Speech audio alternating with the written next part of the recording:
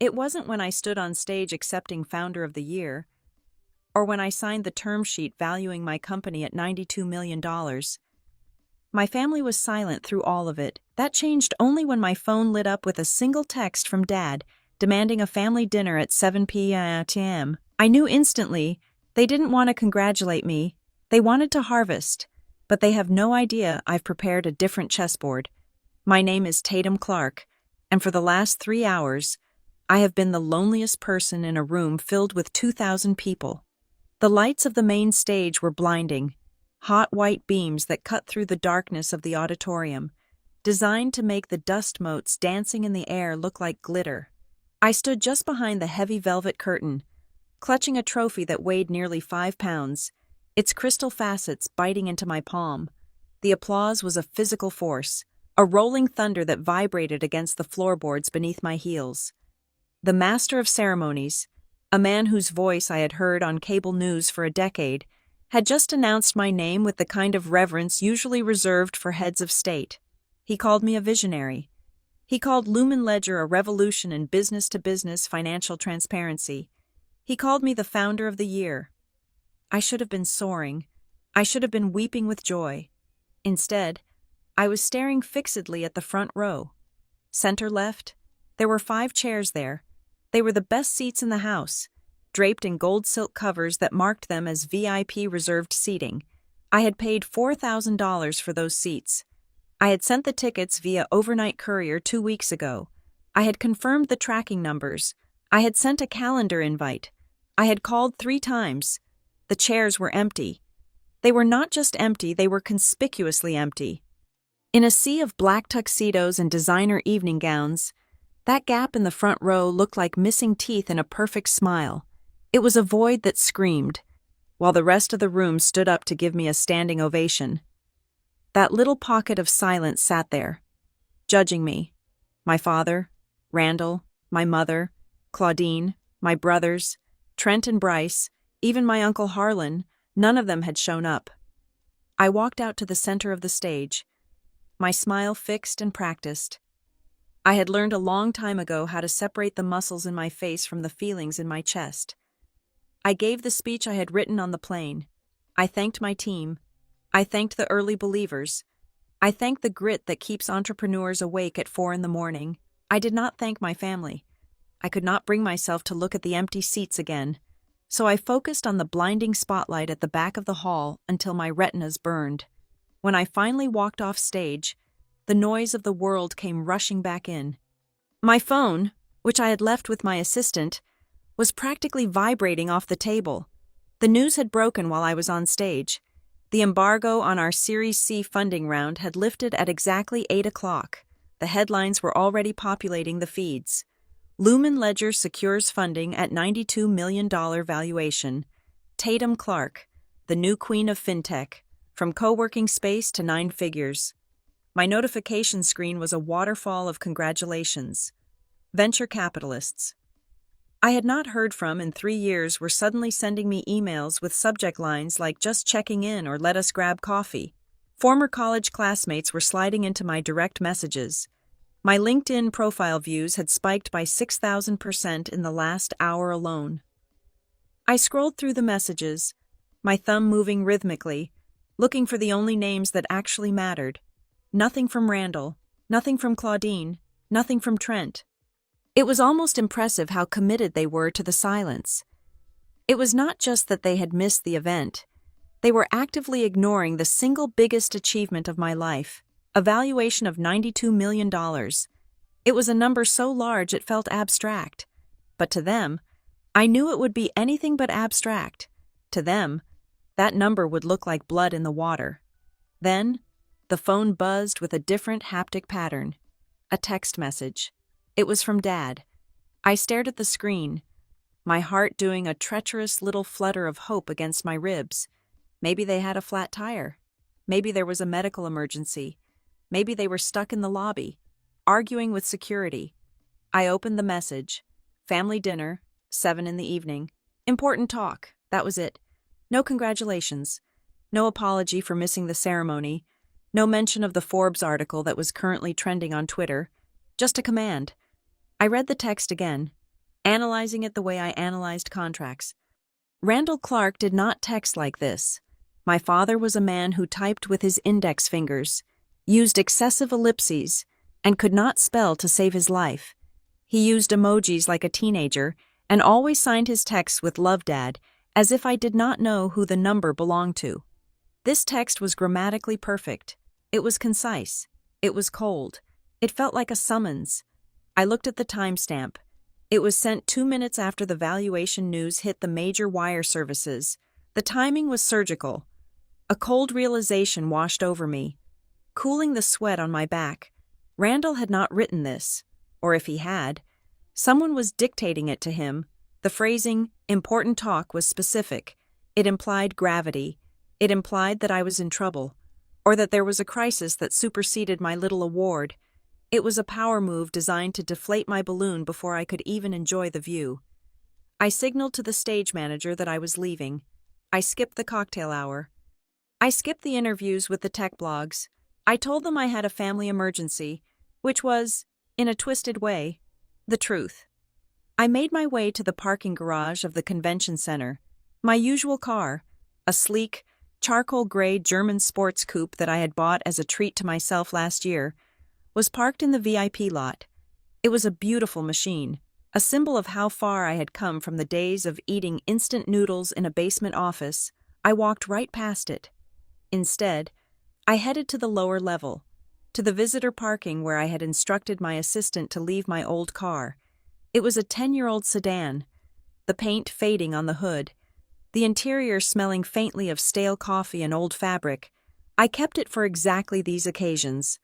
I unlocked the door with the physical key, the mechanism stiff from disuse. Sliding into the driver's seat felt like putting on a costume. The suspension squeaked as I settled in. This was the car of Tatum the struggler. This was the car of the daughter who was always asking for advice, the girl who was just going through a phase with her little startup. If I showed up in the sports coupe, wearing my $4,000 gown, I would be Tatum the CEO. I would be a threat. I would be someone they needed to take down a peg. But if I showed up in this rust bucket, looking exhausted and compliant, I might just catch them off guard. I started the engine. It rattled and coughed before turning over. I pulled out of the garage and merged onto the highway, heading south toward Richmond. The drive was quiet, save for the hum of tires on asphalt. The Virginia landscape outside was swallowed by the night, just blurred shapes of trees and exit signs. I had an hour to think, an hour to let the anger simmer down into something useful, something cold and hard like steel. Why now? The questions cycled through my mind. They had missed my college graduation because Trent had a baseball game. They had missed the launch of my first product because Bryce had a crisis with his girlfriend. They had missed the day I signed my first Fortune 500 client because Randall and Claudine were on a cruise they could barely afford. For years, I told myself they were just busy. I told myself that they did not understand the tech world, that my achievements were too abstract for them to grasp. But $92 million was not abstract. A Forbes headline was not abstract. If they were proud, they would have called. If they were happy for me, they would have been in those front row seats, waving to the cameras, taking credit for my genes. But they were not there. And yet, the moment the money became real, the moment the valuation was public record, they summoned me. They did not want to celebrate. They wanted to collect. I thought about the family business, Vaughn Heritage Lodging. It was a chain of mid-range motels that Randall had inherited from his father and slowly run into the ground over the last 30 years. I knew things were tight. I knew they had leveraged the properties to the hilt, but I had stayed out of it, respecting the boundary they had drawn. Business was for the men of the family. Randall had told me once, "You just focus on your computer games." Honey, now, the computer games were worth more than their entire portfolio combined. I gripped the steering wheel tighter. The text message had mentioned a family dinner. That meant everyone would be there. Trent, with his condescending advice about real estate, Bryce, with his get-rich-quick schemes and his camera constantly recording for his 3,000 followers, and Harlan Reese. If the text felt scripted, it was Harlan's script. He was my mother's brother, a man who called himself a business consultant, but was really just a predator in a polyester suit. He was the one who whispered in Randall's ear. He was the one who always knew how to spin a failure into a victim narrative. If Harlan was there, this was not a dinner. It was an ambush. I reached for my phone, which was mounted on the dashboard. I did not call my parents. I did not call my friends. I opened the encrypted messaging app I used for high-level corporate communication. I found the contact for Sloan Mercer, my chief operating officer. Sloan was more than an employee. She was the architect of my sanity. She was the one who knew where the bodies were buried because she had helped me dig the holes. I tapped the microphone icon and spoke clearly, my voice devoid of the tremor I felt in my hands. Sloan, I am activating the mirror protocol. I need a full financial workup on the Clark family assets by tomorrow morning. Pull everything, public records, liens, court filings. Use the private investigator we retain for due diligence. I paused, watching the headlights of an oncoming truck sweep across my windshield. I am heading into a meeting with them now. They think they are summoning a daughter. I need you to prepare the legal team. Iris Bell needs to be on standby. If my instincts are right, by 9 o'clock tonight, I am going to be asked for a check. I need to know exactly what hole that money is going into before I even consider opening my checkbook. I sent the voice note. Then I typed a quick follow-up text. Tonight they are going to lie to me. I am going to let them talk until they run out of breath. I tossed the phone onto the passenger seat. The screen glowed for a moment before fading to black. I saw the exit sign for the country club where my parents held their memberships. A membership they clung to as a status symbol, even when they were late on the mortgage. It was a place of old money and polite conversation. A place where people smiled while stabbing you in the back with a silver fork. Perfect. I checked my reflection in the rearview mirror. I wiped the confident, founder of the year gloss from my lips. I pulled a few strands of hair loose from my bun to look frazzled. I slumped my shoulders slightly. I was not Tatum Clark, CEO of Lumen Ledger, driving into a negotiation. I was just Tatum, the daughter who had finally come home when called. I turned the blinker on. The rhythmic clicking sounded like a countdown. Let the game begin. The tires of my decade-old sedan hummed a low, monotonous drone against the asphalt, a sound that vibrated straight up through the floorboards and into my bones. It was the soundtrack of my 20s, a noise I associated with anxiety, unpaid bills, and the desperate hope that the check engine light would not flicker on. Driving this car was like stepping into a time machine, transporting me back to a version of myself I thought I had buried under layers of competence and capital. But tonight, that regression was necessary. I needed to remember exactly who they thought I was, so I could play the role convincingly. As the miles between the convention center and Richmond disappeared, my mind replayed a highlight reel of their absence. Tonight's empty seats were not an anomaly. They were a tradition. I thought about my college graduation. I had graduated summa cum laude, top of my class in economics. I stood on the lawn in my cap and gown, scanning the crowd for parents who had promised to be there. They never showed. Randall and Claudine had gone to a networking brunch for the Regional Hotel Association instead. My mother later told me that it was a crucial opportunity to secure a vendor contract for the motel linens, as if discounted bedsheets weighed the same on the scale of life as her daughter's academic peak. They sent a card 2 weeks late with a $50 bill inside, the kind of gesture you make to a distant niece, not a daughter who just cracked the ceiling of her potential. Then there was the day I signed my first real contract. It was not a massive deal, just a mid-sized logistics firm in Ohio that needed to clean up their supply chain invoicing, but it proved that Lumen Ledger was not just a hallucination, it was a 5-figure contract. I had called home, breathless, my hands shaking with adrenaline. Randall had picked up the phone, distracted, the sound of a golf game blaring on the television in the background.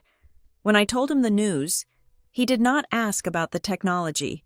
He did not ask about the margin. He asked if the money was real. I remember his voice, thick with a patronizing chuckle. He asked me if it was internet money or if I could actually buy groceries with it. He told me that until I was dealing with bricks and mortar, I was just playing a video game. To Randall Clark, value was only real if you could kick it with your boot. If it lived on a server, it was a fantasy. He called my entire industry a cloud numbers game, a phrase he used with the same disdain one might use for a pyramid scheme. Claudine was softer but infinitely more damaging. She treated my ambition like a prolonged adolescence. For 3 years, she referred to my startup as my phase. She would ask me at Thanksgiving if I was almost done with my little computer project and ready to find a nice corporate job in human resources. Something steady, something that would not interfere with finding a husband. In her world, a woman's career was a placeholder until marriage, and my stubborn insistence on building an empire was just a refusal to grow up. And then there were my brothers, Trent, the eldest, the heir apparent, the golden boy who could do no wrong even as he made mediocre decision after mediocre decision within the family business. Trent looked at my work and saw only luck. He told me to my face once that I had just stumbled onto a trend. He said the market was a bubble and I was just floating on the surface scum. He worked in the physical world of property management, dealing with plumbing leaks and zoning permits, and he wore his exhaustion like a badge of honor. To him, my work was invisible. Therefore, it was effortless. If I succeeded, it was chance. If he succeeded, it was destiny. Bryce was the opposite but equally exhausting. My younger brother, the self-proclaimed entrepreneur who had never actually incorporated a business. Bryce lived his life in 15-second clips. He bought courses on dropshipping, on crypto trading, on flipping sneakers. He spoke in hashtags. To Bryce, I was not a CEO, I was content. He constantly asked to film in my office, not to learn how I built the company, but to use the backdrop to sell his own image of success. He wanted the aesthetic of the grind without the grit. When I told him no, he called me a gatekeeper. The memory that stung the most, however, was not an absence, but a presence. It was 5 years ago. I had just finished the beta version of the software. I had a potential lead on a developer who was willing to work for equity, but I needed a physical space. I could not work out of my apartment anymore. The zoning was strict, and I needed a professional address to be taken seriously by enterprise clients. I found a tiny, windowless office in a shared building. The deposit was $5,000. I went to my father. I sat at the heavy oak dining table, the same table we would likely be sitting at tonight, and I laid out my business plan. I showed him the projections. I showed him the market analysis. I asked for a loan. With interest, I offered to sign a promissory note. Randall did not even flip the page of the prospectus. He looked at me over the rim of his reading glasses and delivered a line he probably thought was profound. He told me that struggle builds character. He said that if he gave me the money, he would be robbing me of the hunger I needed to succeed. He framed his stinginess as a lesson in virtue. 2 weeks later, he bought a new fishing boat for $25,000. He named it The Legacy. That rejection was the fuel that burned in my engine for half a decade. I did not get the office. Instead, I moved into a cheap co-working space downtown, a place that smelled of stale popcorn and ozone, where the internet cut out every time it rained. I sat on a wobbly plastic chair for 18 hours a day. I wrote the code. I answered the customer support emails at 3 a.m, pretending to be a man named Steve because I learned that male IT support agents got yelled at less than female ones. I fixed bugs while weeping from exhaustion. I ate vending machine crackers for dinner 3 nights a week. I built Lumen Ledger not with family money, but with the scraps I could scavenge. I built it in the dark, in the silence. While they were on vacations I was not invited to. And the funny thing was, as the company started to grow, their attitude shifted, but it did not shift to pride. It shifted to suspicion. When I started missing Sunday dinners because I was flying to San Francisco or New York to pitch to investors, they did not ask how the pitch went. They asked what I was doing that was so important. They asked it with a sneer, as if I were lying. They implied that I was using work as an excuse to avoid them, or worse, that I was involved in something shady. How can you be busy all the time, Claudine would ask. You just sit at a computer. They could not comprehend the scale of what I was building because they had never built anything from scratch. They had only maintained what was given to them. I learned a valuable lesson during those years. I learned that they preferred me when I was struggling. When I came home with dark circles under my eyes, complaining about a difficult client or a cash flow crunch, the tension in the room dissipated. They relaxed. They became solicitous. Randall would offer me advice from the 1980s that was completely irrelevant to modern SaaS business, and he would beam while doing it. Claudine would pack me leftovers. Trent would clap me on the shoulder and tell me to hang in there. They liked me when I was small. They liked me when I was losing.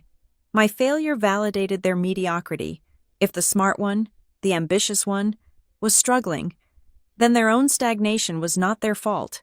It was just the way the world worked. But the moment I showed strength, the moment I showed independence, the walls went up. So, I gave them what they wanted. I learned to curate my life for their consumption. I stopped talking about the wins. I stopped mentioning the revenue milestones. When I bought my luxury apartment, I told them I was renting it at a discount from a friend. When I bought my sports car, I never drove it to Richmond. I kept the old sedan. I kept the narrative of the struggling daughter alive because it was the only currency they accepted. And tonight, that narrative was my armor. I saw the stone pillars of the Richmond Country Club looming in my headlights. The entrance was grand, flanked by manicured hedges that were trimmed with obsessive precision. It was a place that smelled of old money and desperate attempts to keep up appearances. The Clark family had held a membership here for 40 years, a line item on their expense report that they refused to cut even when the motel chain was bleeding cash. It was their stage, the place where they performed the role of the successful local dynasty. I slowed the car down, letting the engine sputter slightly as I turned into the long, winding driveway. The gravel crunched beneath my tires. Ahead, under the portico, I could see the valet stand. A line of pristine luxury SUVs and European sedans sat waiting. I pulled my rust bucket right up to the front. The young valet stepped forward, his uniform crisp and white. As he got closer, his professional smile faltered. He took in the faded paint on the hood, the scratch along the passenger door, the dull rims. I could see the confusion in his eyes. He checked his clipboard, wondering if I was a delivery driver or lost help.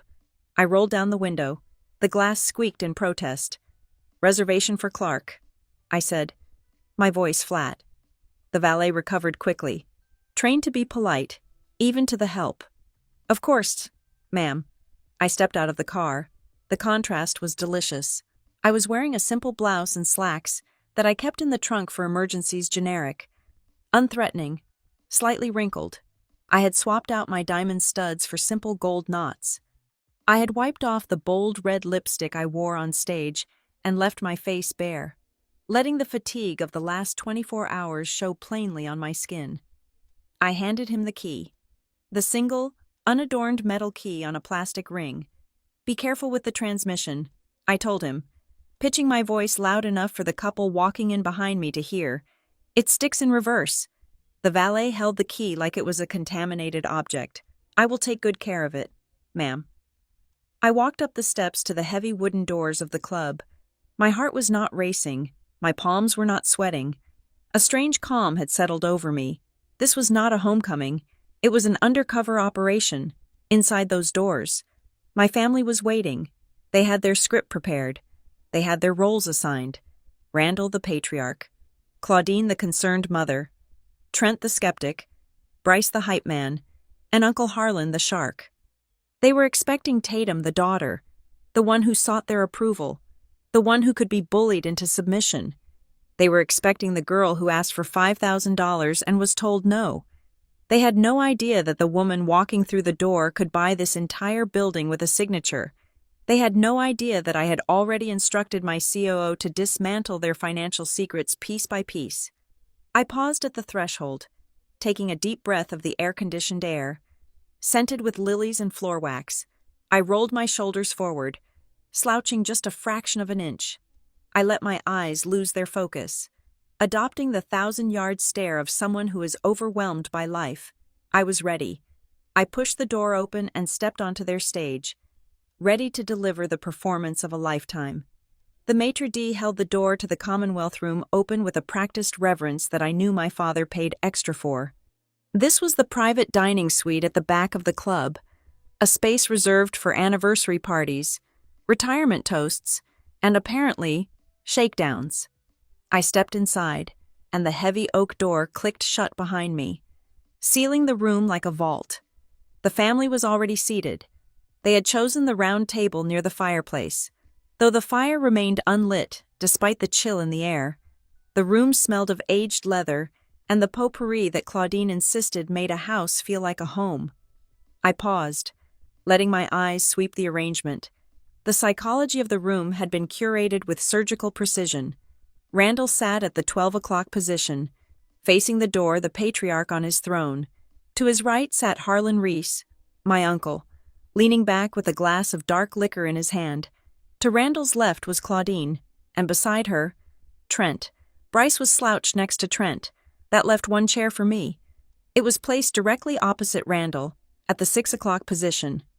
But it was not set in alignment with the others. It was pulled back about 6 inches from the table's edge, creating a subtle, physical distance. It was not a seat at the family table. It was the witness stand. It was the seat of a guest who had been invited to observe, not to participate. I walked toward them, my heels sinking into the thick Persian rug. I kept my shoulders slumped, my expression wavering between fatigue and gratitude. Tatum Randall boomed. He stood up, his napkin falling to the floor unheeded. He crossed the distance between us in 3 long strides, arms wide open. He wore a navy blazer with gold buttons, the kind that looked nautical but had never seen the deck of a ship. He pulled me into a hug that knocked the wind out of me. It was a performance. His arms squeezed too tight, a display of dominance disguised as affection. I could smell the expensive scotch on his breath and the faint, metallic scent of nervous sweat beneath his cologne. "We were so worried you wouldn't make it," he said, releasing me but keeping his heavy hands on my shoulders. He looked me up and down, his eyes scanning for cracks. I forced a weak smile. The traffic was bad. "Dad, I came as soon as I got your text." Claudine did not stand. She remained seated, her hands clasped around a glass of white wine. As I approached the table, she offered her cheek for a kiss. Her skin was powdery and cold. "You look tired." "Tatum," she said, her voice dropping to a stage whisper that everyone could hear. Her eyes raked over my face, lingering on the lack of makeup and the loose strands of hair I had strategically pulled free. "You look absolutely drained. Are you eating? You know how you get when you are stressed. You waste away." It was a classic Claudine opening move. Concern weaponized as criticism. By focusing on my physical state, she was establishing that I was fragile, that I was not taking care of myself, and therefore, I needed their guidance. "I am fine, Mom," I said, taking my seat. "Just a long week." Trent snorted, reaching for a bread roll. He did not look at me. He was busy buttering the bread with aggressive, stabbing motions. "A long week," he echoed, his tone dripping with the condescension of an older brother who believes birth order equals merit. "Try managing 3 properties during a storm season. That is a long week. Real work does not happen in air conditioning." "Tate," I let the insult land without flinching. In the past, I would have argued. I would have explained that managing a team of 200 engineers and navigating a Series C funding round was actually quite demanding. Tonight, I just nodded. "You are right. Trent," I said softly. "I do not know how you do it." Trent preened, the compliment feeding his ego like a treat to a dog. He leaned back, chewing with his mouth slightly open. "It is about legacy, Tate, building something that stands on the earth. Digital stuff, it is just vapor. Dad and we are building an empire of dirt and brick. That is what lasts." I looked at Bryce. My younger brother was the only one not looking at me. He was scrolling through his phone, the blue light illuminating his face. He seemed bored, disconnected, until his thumb paused. He swiped up, then looked at me, then back at the phone. His eyes widened. "Holy smokes," he said, the slang sounding jarring in the quiet room. He turned the phone screen toward the table. It was the Forbes article. My face. professionally lit and retouched, stared back at us under the headline about the $92 million valuation. "Is this real?" Bryce asked, his voice cracking slightly. He looked at me with a mixture of awe and calculation.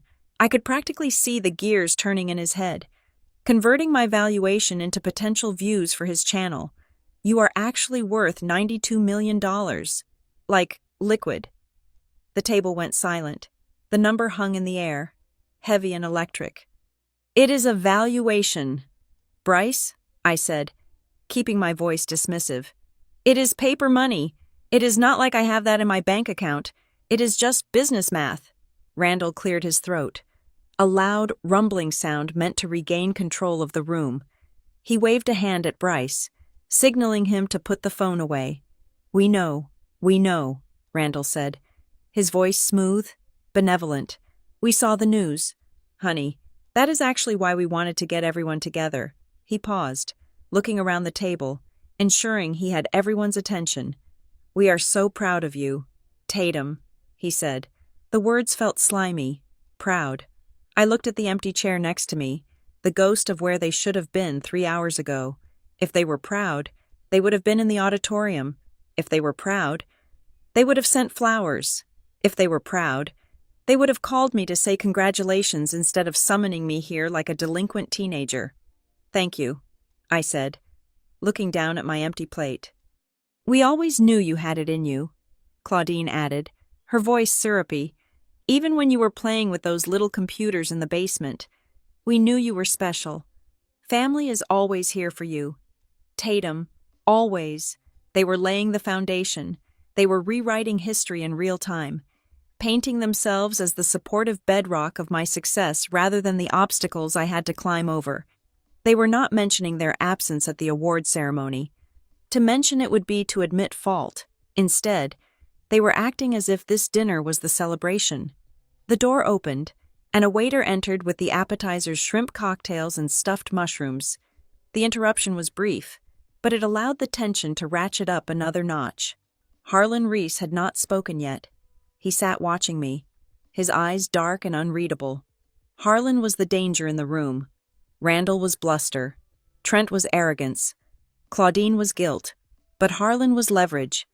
He waited until the waiter left before he leaned forward, his elbows resting on the table. He did not smile. "Let us not beat around the bush. Randall," Harlan said. His voice was gravel, worn down by years of cigarettes and backroom deals. "Tatum is a busy woman. She runs a major corporation now. We should respect her time." I looked at Harlan. He was the only one treating me like a peer, which meant he was the one holding the knife. "Thank you, Uncle Harlan," I said. Harlan nodded. "We are here to talk about collaboration. Tatum, synergy. The Clark family has assets. You have momentum. It is time we aligned those things." Randall took the cue. He sat up straighter, puffing out his chest. He looked like a man about to deliver a rehearsed speech. "Exactly," Randall said.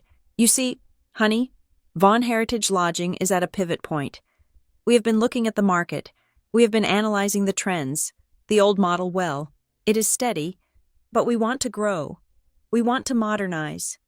He looked at Trent, who nodded solemnly. "We are looking to rebrand," Trent said, reciting lines that sounded like they came from a brochure. "Elevate the guest experience. Tech-forward amenities. We want to position ourselves as a boutique experience for the modern traveler." I kept my face blank. I knew Vaughn Heritage Lodging. It was a collection of 6 roadside motels with fading carpets and plumbing that screamed when you turned the tap. To turn them into a boutique experience would require bulldozing them and starting over. "That sounds ambitious," I said neutrally. "It is," Randall said, his eyes gleaming. "It is visionary, but vision requires capital.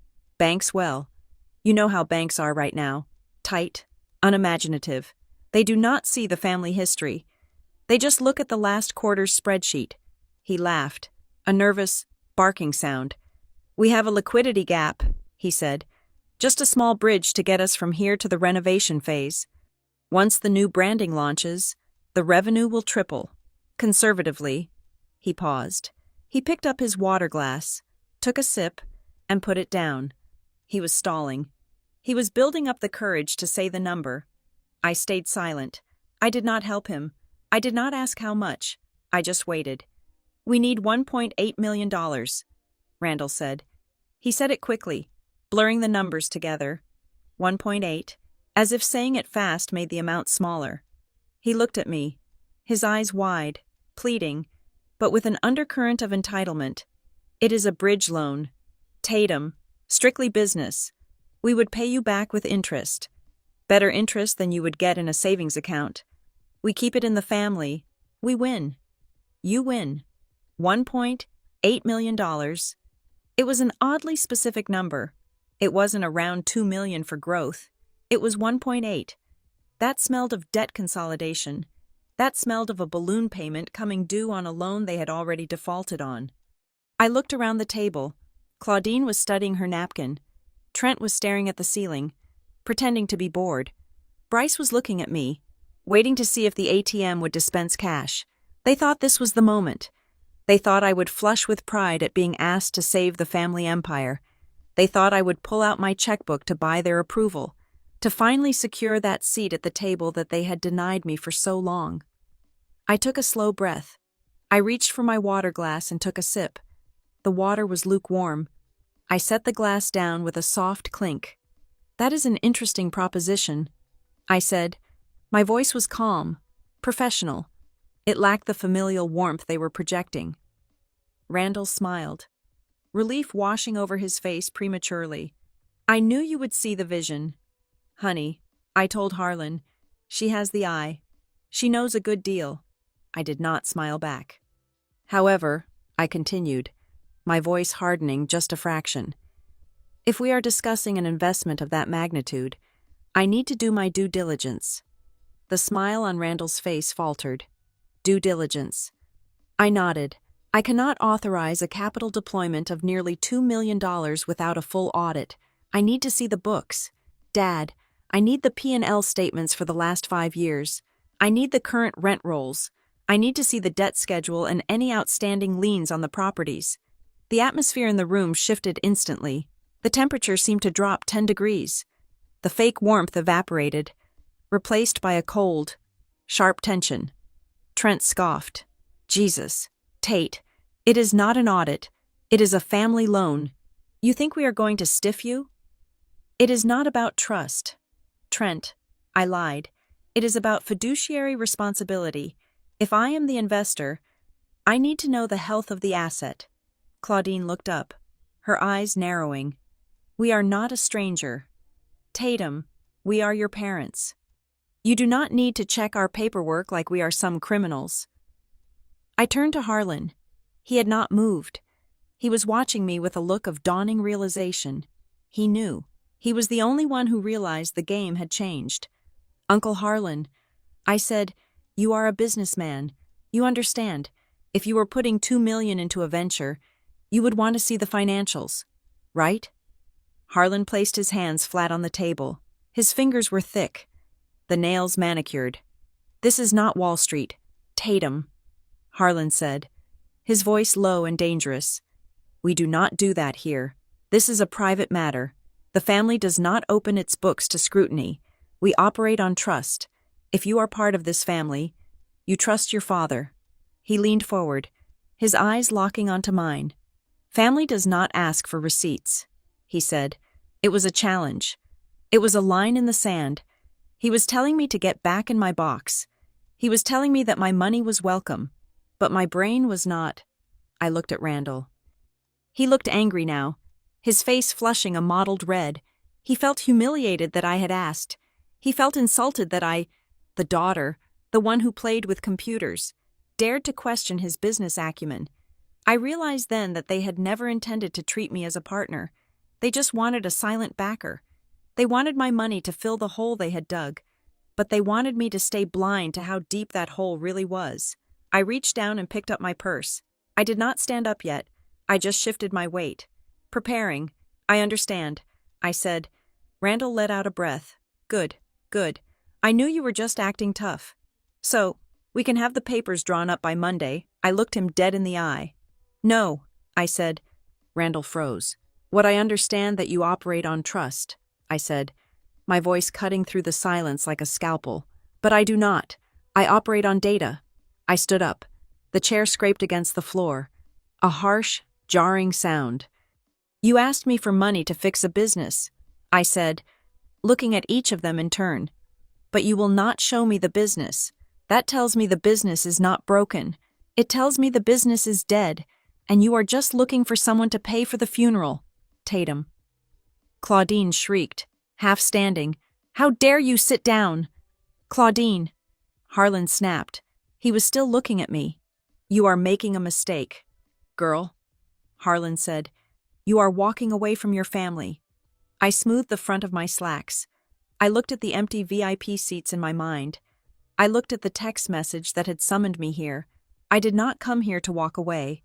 I said, I came here to help, but I cannot help a lie. I paused, letting the silence stretch until it was painful. If you want the money, I need the truth. I need to see exactly where the rod is. Harlan sneered. We will never show you those books. I smiled then. It was the first real smile I had worn all night. It was sharp and cold. Then I guessed tonight was a waste of a reservation. I said, I turned to leave, but stopped and looked back over my shoulder. I came here to see what the family planned to do with the truth. I said, now I know. You plan to bury it. I walked toward the door. Behind me, I heard Randall sputtering, heard Trent cursing, but I also heard the silence of Harlan Reese. He was the only one who realized that I had not just said no, I had just declared war. The silence in the sedan was different on the drive back to the city, on the way there. It had been the silence of anticipation, the nervous hum of a soldier checking their gear before a drop. Now, it was the silence of a crime scene. I kept my eyes on the road, but my mind was replaying the last 10 minutes in the private dining room on a loop, slowing it down, analyzing it frame by frame like security footage. I was looking for the tells. In my line of work, you learn that people lie with their mouths, but they tell the truth with their bodies. When I had asked to see the books, the reaction had been instantaneous and synchronized. Randall had not looked at Claudine, his wife of 40 years. He had not looked at Trent, his heir apparent. His eyes had darted instantly, reflexively, to Harlan Reese. It was a micro-expression, lasting less than a second, but it screamed volume. It was the look of a frightened employee checking with the boss to see if he was in trouble. It told me that Randall Clark was not the CEO of this family operation anymore. He was just the face. Harlan held the leash. Then there was Trent, my brother, who usually carried himself with unearned swagger, had coughed. It was a fake, jagged sound. The kind of noise a man makes when his throat suddenly goes dry from adrenaline. He had reached for his water glass, and I had seen the tremor in his hand. Trent knew. He knew the numbers were bad. And Claudine, that was the one that made my stomach turn. When the tension had spiked, she had reached out and squeezed my forearm. At the time, it might have looked like a motherly gesture, a plea for peace, but I felt the grip. Her nails had dug into my skin. It was not a caress. It was a restraint. She was trying to physically suppress me, to squeeze the obedience back into my veins. They were terrified. I pulled into the parking garage of my office building at 11 o'clock at night. I did not go home. I could not go home. My apartment was full of soft furniture and silence, and I needed hard surfaces and data. I needed the war room. I walked into the Lumen Ledger headquarters. The open plan office was dark, save for the green glow of the server status monitors and the light spilling from the conference room where Sloan was waiting. Sloan Mercer was sitting at the head of the long glass table, surrounded by stacks of paper and 3 laptops. She looked up as I entered. She did not ask how the dinner went. She took one look at my face and slid a cup of black coffee across the table. The mirror protocol is active, Sloan said. Her voice was calm. The anchor I needed. I woke up Iris.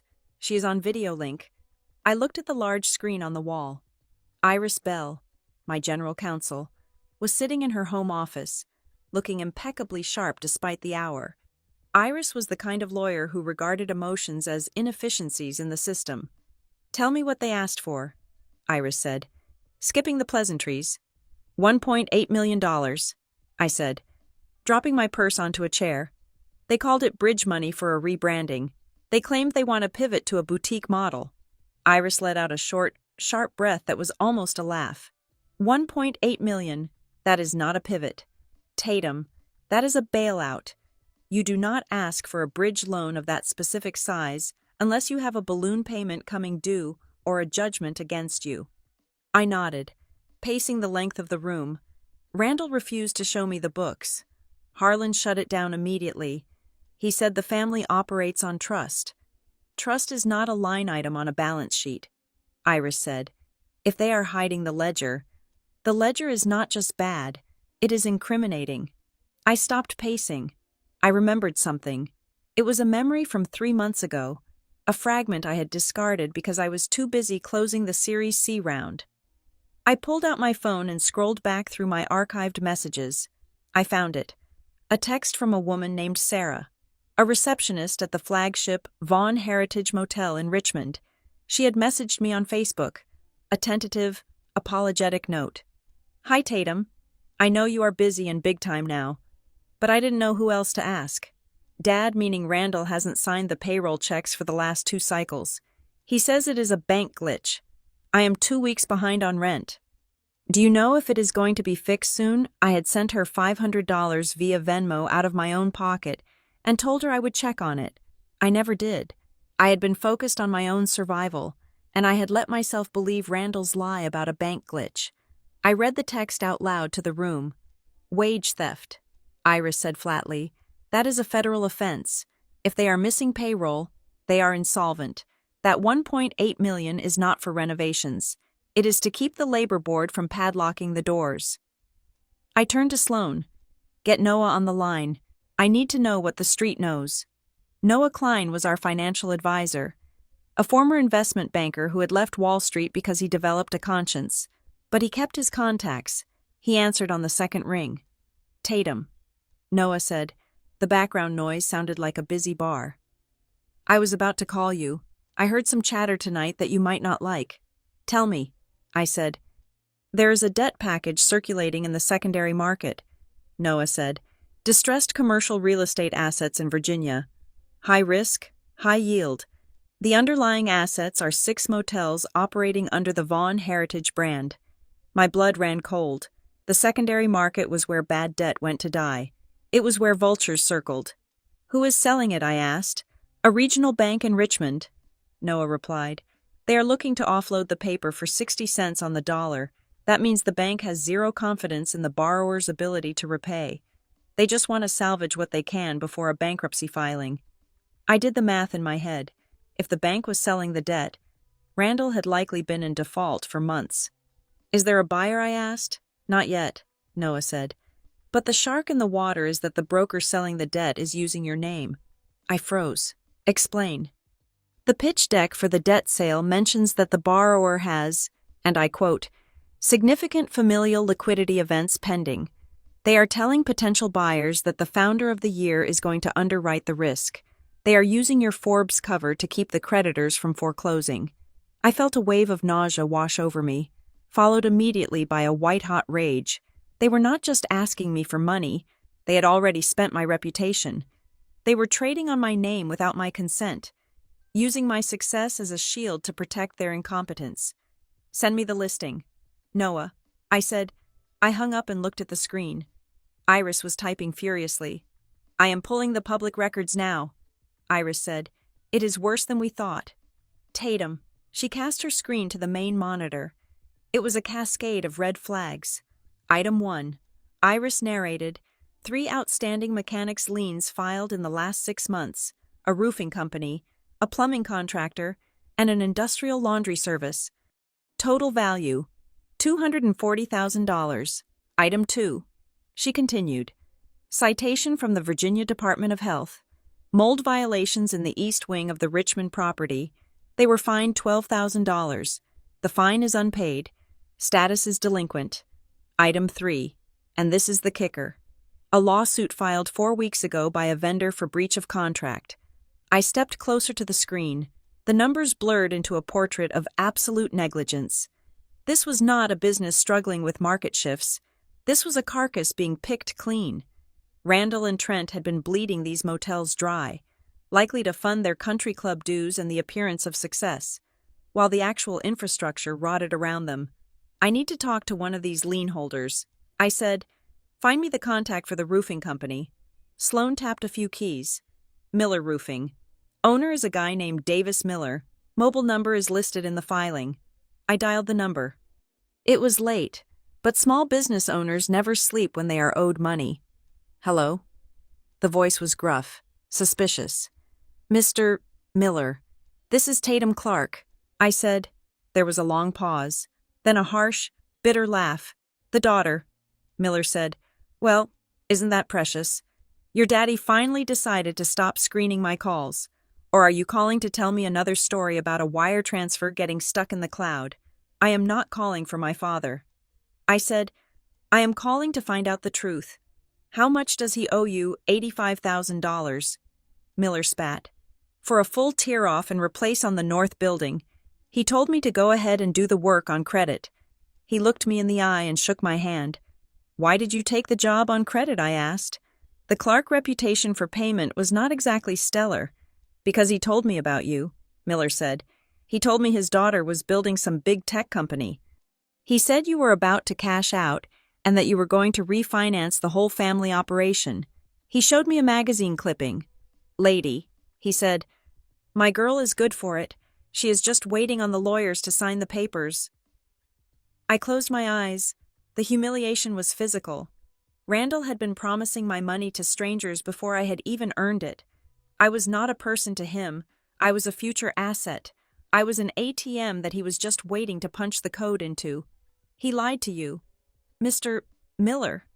I said quietly, I never agreed to that. The line went silent. Then Miller sighed. A heavy, tired sound. I figured, look, lady, I have got guys to pay. I am filing for a judgment on Monday.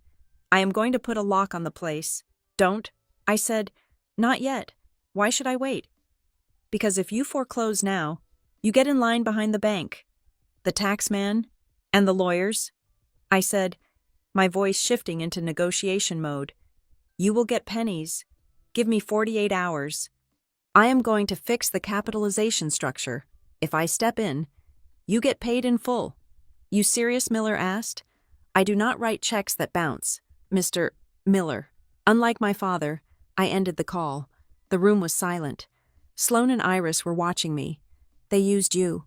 Sloan said softly, they leveraged you. I walked to the window and looked out at the city lights. I saw the reflection of my own face in the glass. It looked harder than it had that morning. If I give them the 1.8 million, I said, thinking aloud, it vanishes. It goes to pay off the most screaming creditors. Randall buys a new car to feel better. Harlan takes a consulting fee, and in 6 months, they are back in the same hole. A bridge loan just prolongs the inevitable. You cannot give them the money. Iris said, it is financial suicide. You need to walk away. Tatum, let them crash. It is the only way they learn. No, I said. I turned back to face them. If I walk away, the employees lose their jobs. Sarah the receptionist gets evicted. Miller the roofer goes out of business. The innocent bystanders get crushed while Randall and Trent blame the economy and move on to their next grift. And my name is already tied to this. If Vaughn Heritage collapses under a cloud of fraud and unpaid wages, the headlines won't say Randall Clark fails.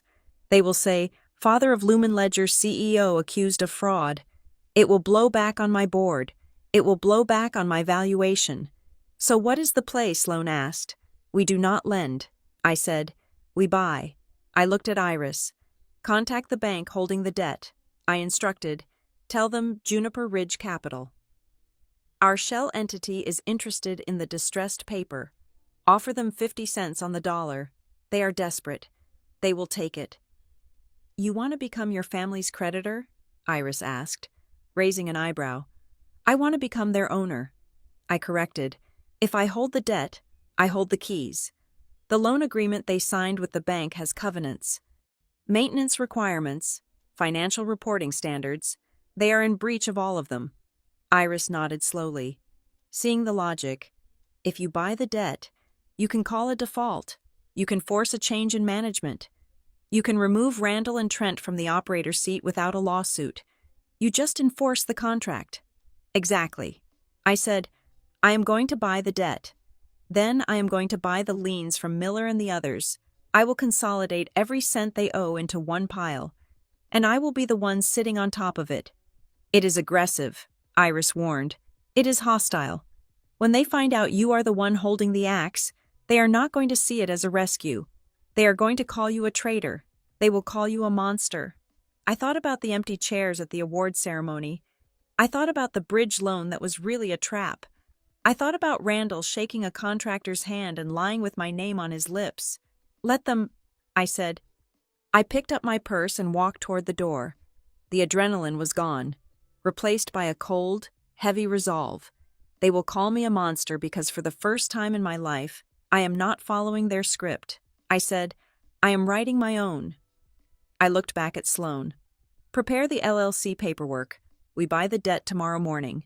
And Sloan, make sure the name on the LLC is completely opaque. I want them to think they are dealing with a stranger until the ink is dry.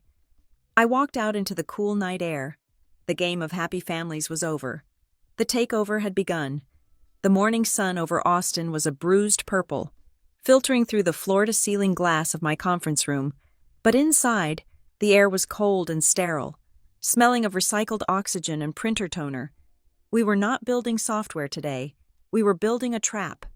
Iris Bell sat across from me, her fingers flying across her laptop keyboard with the rhythmic precision of a concert pianist. On the screen projected behind her was the birth certificate of our weapon, a limited liability company filed in Delaware, the state where corporate secrets went to live in quiet anonymity. Juniper Ridge Capital, Iris announced, hitting the enter key with a satisfying clack. The registration is pending expedited approval. By noon, it will be a legal entity capable of buying, holding, and enforcing debt. I looked at the name. It sounded generic, boring, and vaguely institutional. It sounded like exactly the kind of faceless investment firm that would buy distressed assets without asking questions about the family photos hanging in the lobby. That was the point. To my father and his business consultant, Harlan, Juniper Ridge Capital would just be another shark in the ocean. They would never suspect the shark had my eyes. Structure the ownership through a blind trust. I instructed. Sipping my third espresso, I do not want my name appearing on any public registry. If Randall or Harlan runs a search, I want them to see a law firm's address in Wilmington, not my condo in downtown Austin. Iris nodded, not looking up. Already done. As far as the paper trail is concerned, you are a ghost.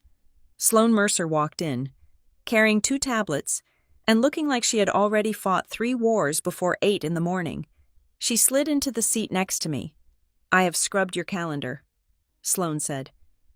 I moved the product roadmap meeting to Thursday and told the engineering leads you are doing a deep dive strategy session off-site.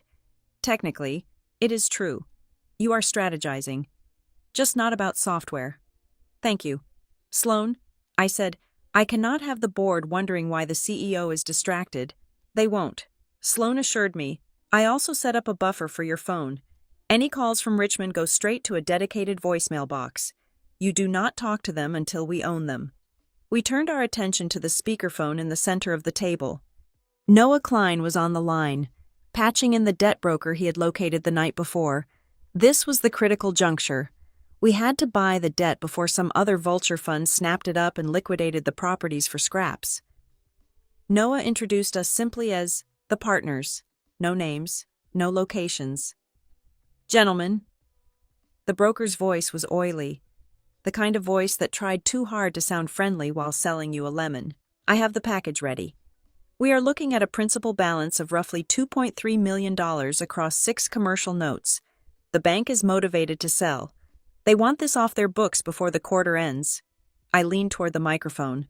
I lowered the pitch of my voice slightly, adopting a tone of bored detachment. We have reviewed the summary. I said, the assets are distressed. The operator is insolvent. We are not interested in the real estate value. The buildings are likely teardowns. We are buying the paper for the leverage." "Right, right," the broker said quickly. "But you have to understand the upside here. The borrower well. The Clark family has significant connections." I stiffened. "Here it comes. Connections?" I asked, playing dumb. "The father. Randall Clark," the broker said, dropping his voice to a conspiratorial whisper. "His daughter is Tatum Clark. You know, the one who just made the cover of Forbes' Lumen Ledger. She is worth nearly $100 million. The bank knows she is going to step in. She is just negotiating the terms right now. Buying this debt is basically buying a guaranteed payout from her." I felt the blood boil in my veins. It was one thing to suspect they were using my name. It was another to hear it peddled like a commodity on a conference call. Randall wasn't just asking me for a loan. He was selling shares in my existence to keep his sinking ship afloat. He was using my success as collateral for his failures. Noah cut in, sensing my rage. "If she is going to pay, why hasn't she paid yet?" Noah asked sharply. "Why is the bank selling the note for 60 cents on the dollar if it is guaranteed gold?" The broker stammered. "Well, you know families. Complicated. But the potential is there." "We are not paying for potential," I said, cutting him off. "We are paying for the asset as it stands today. And today, it is garbage. We offer 50 cents on the dollar. Cash wire. Today." There was a silence on the line. I could hear the broker calculating his commission. 55, he countered weakly. "And we close by close of business." "Done," I said. "Send the purchase agreement to our counsel." The line went dead. I looked at Iris. She was already refreshing her inbox. 55 cents on the dollar. I murmured, "I am buying my family's freedom for half price." "It is not freedom." "Tatum," Iris said, her eyes scanning the first document that pinged into her email. "It is a leash. For the next 4 hours." The room became a processing center. We weren't just buying a loan. We were buying a history of negligence. The digital data room the bank provided was a horror show of mismanagement. There were tax penalties for late filings. There were insurance lapses. But the real weapon lay in the covenants. Commercial loans come with rules covenants that the borrower must follow. They have to maintain a certain debt service coverage ratio. They have to submit audited financials. They have to maintain the physical condition of the property. Randall had broken every single one. "Look at this," Iris said, highlighting a section on the screen. Clause 4.2. Change of management. The lender reserves the right to appoint a third-party management company if the borrower defaults on any financial covenant. That is the key. I said, "We do not have to foreclose and kick them out on the street. That looks cruel. Instead, we enforce Clause 4.2. We fire Randall as the manager. We fire Trent. We install a professional operator to run the business properly. We save the employees. We save the buildings. But we cut out the cancer. It was the perfect surgical strike. It stripped them of power while keeping the business alive." Then, Iris stopped. Her hands froze over the keyboard. She leaned closer to the screen, squinting. "Tatum," she said. Her voice was different. It wasn't the crisp, professional tone of a lawyer anymore. It was low and cautious. "Come look at this." I walked around the table and looked over her shoulder. She was looking at a scanned PDF of a loan modification agreement from 7 years ago. It was a document extending the credit line for the Richmond property. "Look at the guarantor page." Iris pointed. I looked. There was Randall's signature. A sprawling, arrogant scrawl. There was Claudine's, small and tight. And then, below them, was a third signature. It read, "Tatum Clark." I stared at it. The handwriting was looped and childish, trying to look adult, but it wasn't mine. And the spelling, "There is an E at the end." I whispered, "I never spell my name with an E." I looked at the date. 7 years ago. I was 27. I was struggling to pay rent on my first apartment. I had 0 assets. Why would the bank accept me as a guarantor? Iris scrolled down to the attached financial statement. It was a fabrication. It listed me as the owner of a technology consultancy with projected revenues of $200,000 a year. It listed assets I did not have. Randall forged my signature. I said, the realization hit me like a physical blow to the chest. It wasn't just that he used my name, he had committed a felony. He had falsified a bank document to get a loan extension. He added the E, so if it ever came up, he could claim it was a clerical error, a different Tatum. But he used my social security number. I saw the last 4 digits of my social typed neatly in the box. Iris sat back, taking off her glasses. This is fraud. Tatum, bank fraud, identity theft. If we turn this over to the FBI, Randall goes to federal prison, not for a weekend, for years. The room went silent. The air conditioning hummed, sounding like a distant siren. I walked back to my chair and sat down heavily. I thought about the man who had hugged me last night, the man who had dared to lecture me about struggle building character. All the while, he had a felony buried in his filing cabinet, a crime he had committed against his own daughter to buy himself a few more years of playing business tycoon. He put me on the hook for millions without asking. I said, if the bank had come after the guarantors back then, they would have destroyed my credit. I would never have been able to get the initial funding for Lumen Ledger. He risked my entire future to fix a roof he let leak. Do you want to use it? Iris asked. We can blow the whole thing up right now. One call to the district attorney. I closed my eyes. I imagined Randall in handcuffs. I imagined the scandal. I imagined Claudine weeping on the news. No, I said, opening my eyes. Sloane looked at me, surprised. No, if I send him to prison, I become the daughter who jailed her father. I explained. The narrative shifts. I become the villain in the public eye, and the employees still lose their jobs because the government seizes the assets. I looked at the screen, at the forged signature that mocked me with that extra E. We keep this. I said, we download it, we notarize the discovery, but we keep it in the pocket. This is the nuclear option. If he tries to fight the takeover, if Harlan tries to sue us for hostile practices, if they try to drag my name through the mud, then we drop the bomb. But not before. I checked the time. It was 2 p.m. Wire the money, I said. Buy the debt. Iris nodded and switched windows to the banking portal. She entered the routing number. She entered the account number. She typed in $1,265,000, the agreed-upon price. Initiating transfer, she said. I watched the progress bar on the screen. It was a small green line moving from left to right. It looked so insignificant, but that green line was a bridge burning. 30%, 60%, 90%. Complete. The screen flashed. Transaction successful. Funds transferred. I let out a breath I didn't know I was holding. We own it, Iris said. Juniper Ridge Capital is now the primary lien holder of Vaughn Heritage Lodging. Almost immediately, my email pinged. It was an automated notification from the bank confirming the assignment of the notes. Somewhere in Richmond, a notification was popping up on a bank officer's screen. Within the hour, that officer would call Randall. He would tell him that the bank had sold the debt. He would tell him that he had a new creditor. Randall would panic. He would ask who it was. The banker would say, Juniper Ridge Capital. Randall would scream. He would curse this faceless corporation that had bought his life. He would call Harlan. They would plot how to charm or bully these new owners. They would think they were dealing with Wall Street suits or foreign investors. They had no idea that the capital they were afraid of was sitting in a conference room in Austin, drinking stale coffee and wearing a pair of sneakers. Draft the notice of default. I told Iris, but do not send it yet. I added, let them sweat for 24 hours. Let them wonder who Juniper Ridge is. Let Randall call me tonight to complain about the vultures circling him. I want to hear him lie about it one last time.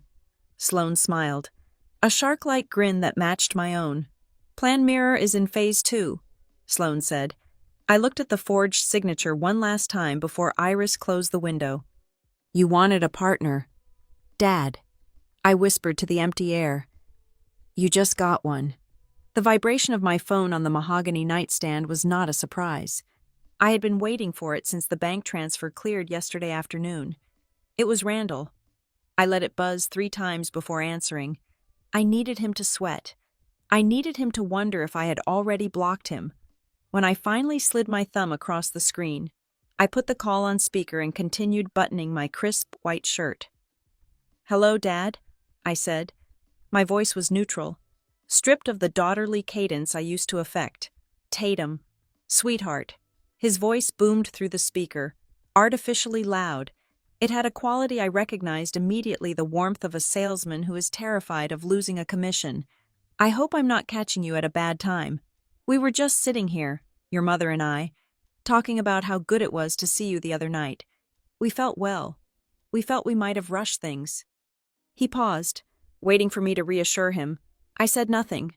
I just applied my watch, the metal clasp clicking shut like a handcuff. "We want to make it right," Randall continued, filling the silence with nervous energy. "Dinner again, tonight, same place. We want to show you the respect you deserve. We have prepared a proper presentation this time.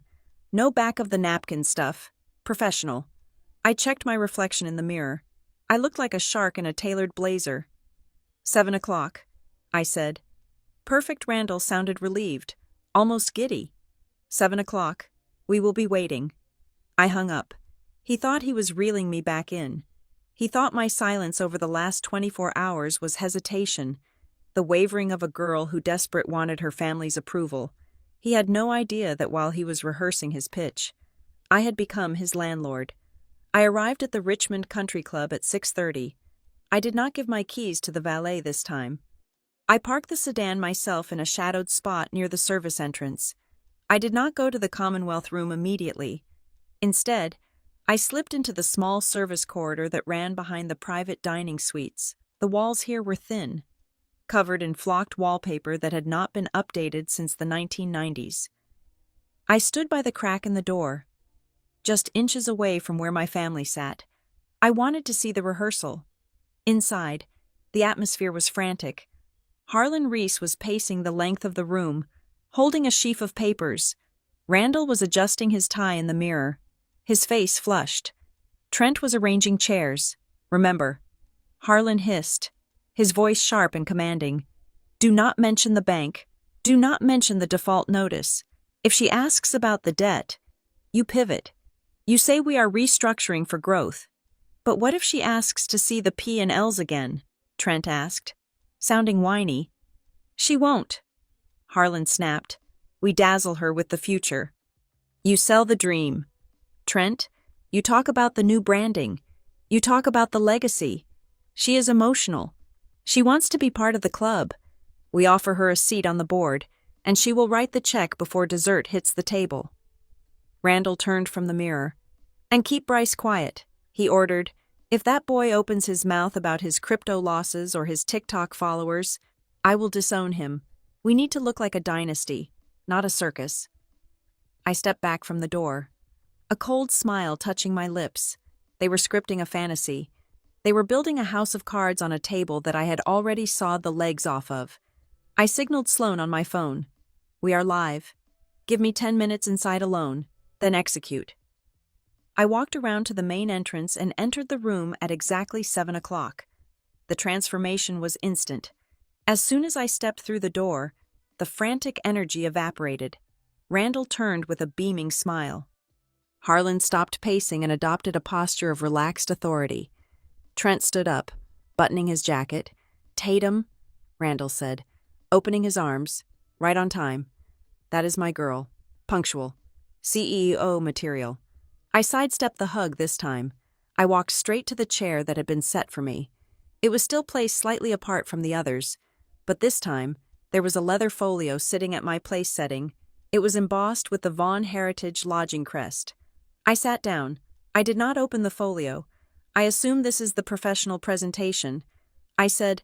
Harlan sat down opposite me. He clasped his hands on the table. "We heard you the other night, Tatum," Harlan said smoothly. "You wanted details.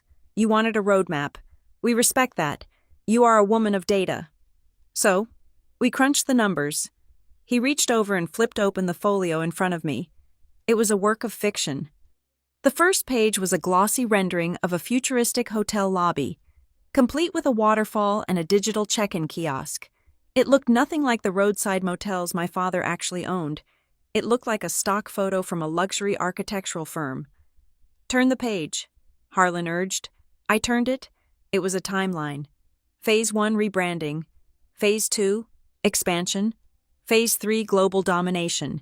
It was filled with buzzwords like synergy, disruptive hospitality, and experiential lodging. But there were no hard numbers. There were no balance sheets. There were just bar graphs that went up and to the right, labeled with vague terms like projected brand equity. "This is impressive," I said, my voice flat. "It is the future." Trent chimed in. He leaned forward, his eyes bright with the fervor of the converted. "We are talking about a 300% ROI within 24 months. Tatum. Once we get the bridge capital, we clear out the old inventory, we renovate the facades, and we jack up the room rates. We stop catering to truckers and start catering to digital nomads." "And what is my role in this?" I asked. "Besides the checkbook," Randall cleared his throat. He looked at Trent, giving him the cue. Trent puffed out his chest. "We want to formalize your position. Tate, if you fund the bridge round, we are prepared to offer you a seat on the family board." I raised an eyebrow. "The family board."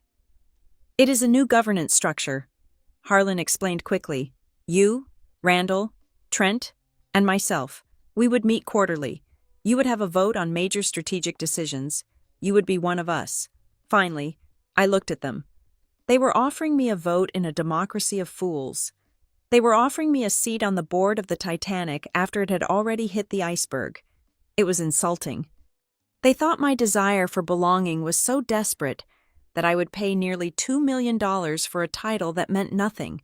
I closed the folio. I pushed it away from me. "It is a beautiful picture," I said, "but I have a question." "Ask away," Randall said. Confident now. "Who holds the paper?" I asked. The room went still. The confidence flickered. "Excuse me," Harlan said, feigning deafness. "The debt." I said clearly, "The mortgages on the 6 properties. Who holds them right now?" Randall laughed. A nervous, jagged sound. "The bank." "Of course." "First Regional?" "Same as always." "Why does that matter? Does First Regional still hold it?" I pressed. "Or did they sell it?" Harlan's eyes narrowed. He looked at me with a new intensity. "Why would you ask that?" "Because banks don't usually let borrowers bridge a loan when they are in default." I said, "And I know you are in default." Randall slammed his hand on the table. "We are not in default. We are in a negotiation period." "It is a technicality. It is not a technicality when you miss payroll." "Dad," I said, "it is not a technicality when roofers are filing liens against the property." Trent stood up. "Who have you been talking to? Have you been snooping?" I did not answer him. I kept my eyes on Harlan. "If I write this check," I said, "where does the money go? Does it go to the renovation? Or does it go to pay off a judgment to keep the doors open for 1 more month?" Harlan leaned back. His face was cold. "It goes where the business needs it to go." Harlan said, "That is what partners do. They trust the operators." I checked my watch. 7:10. "Trust requires truth." I said, "And you are lying to me." Randall's face turned purple. "How dare you? You come here. You drink my wine. You sit at my table. And you call me a liar. I am your father. I built this company from nothing. You inherited it." I corrected him. "And you destroyed it." Randall looked like he was about to lunge across the table. "I do not need your money that bad. Get out. If you are not going to help the family, then get out." "Wait," Harlan said. He held up a hand to stop Randall. He was looking at me, really looking at me, realizing that I wasn't flinching. "What do you know?" Tatum Harlan asked quietly. I did not answer. Instead, I looked toward the door. "Now," I said. The heavy oak doors swung open. They did not open for a waiter this time. They opened for Sloan Mercer and Iris Bell. Sloan was wearing a black power suit, carrying a heavy banker's box. Iris was flanked by 2 men in dark suit security I had hired for the evening, just in case Randall's temper became physical. "Who the hell are they?" Trent demanded. "My team," I said.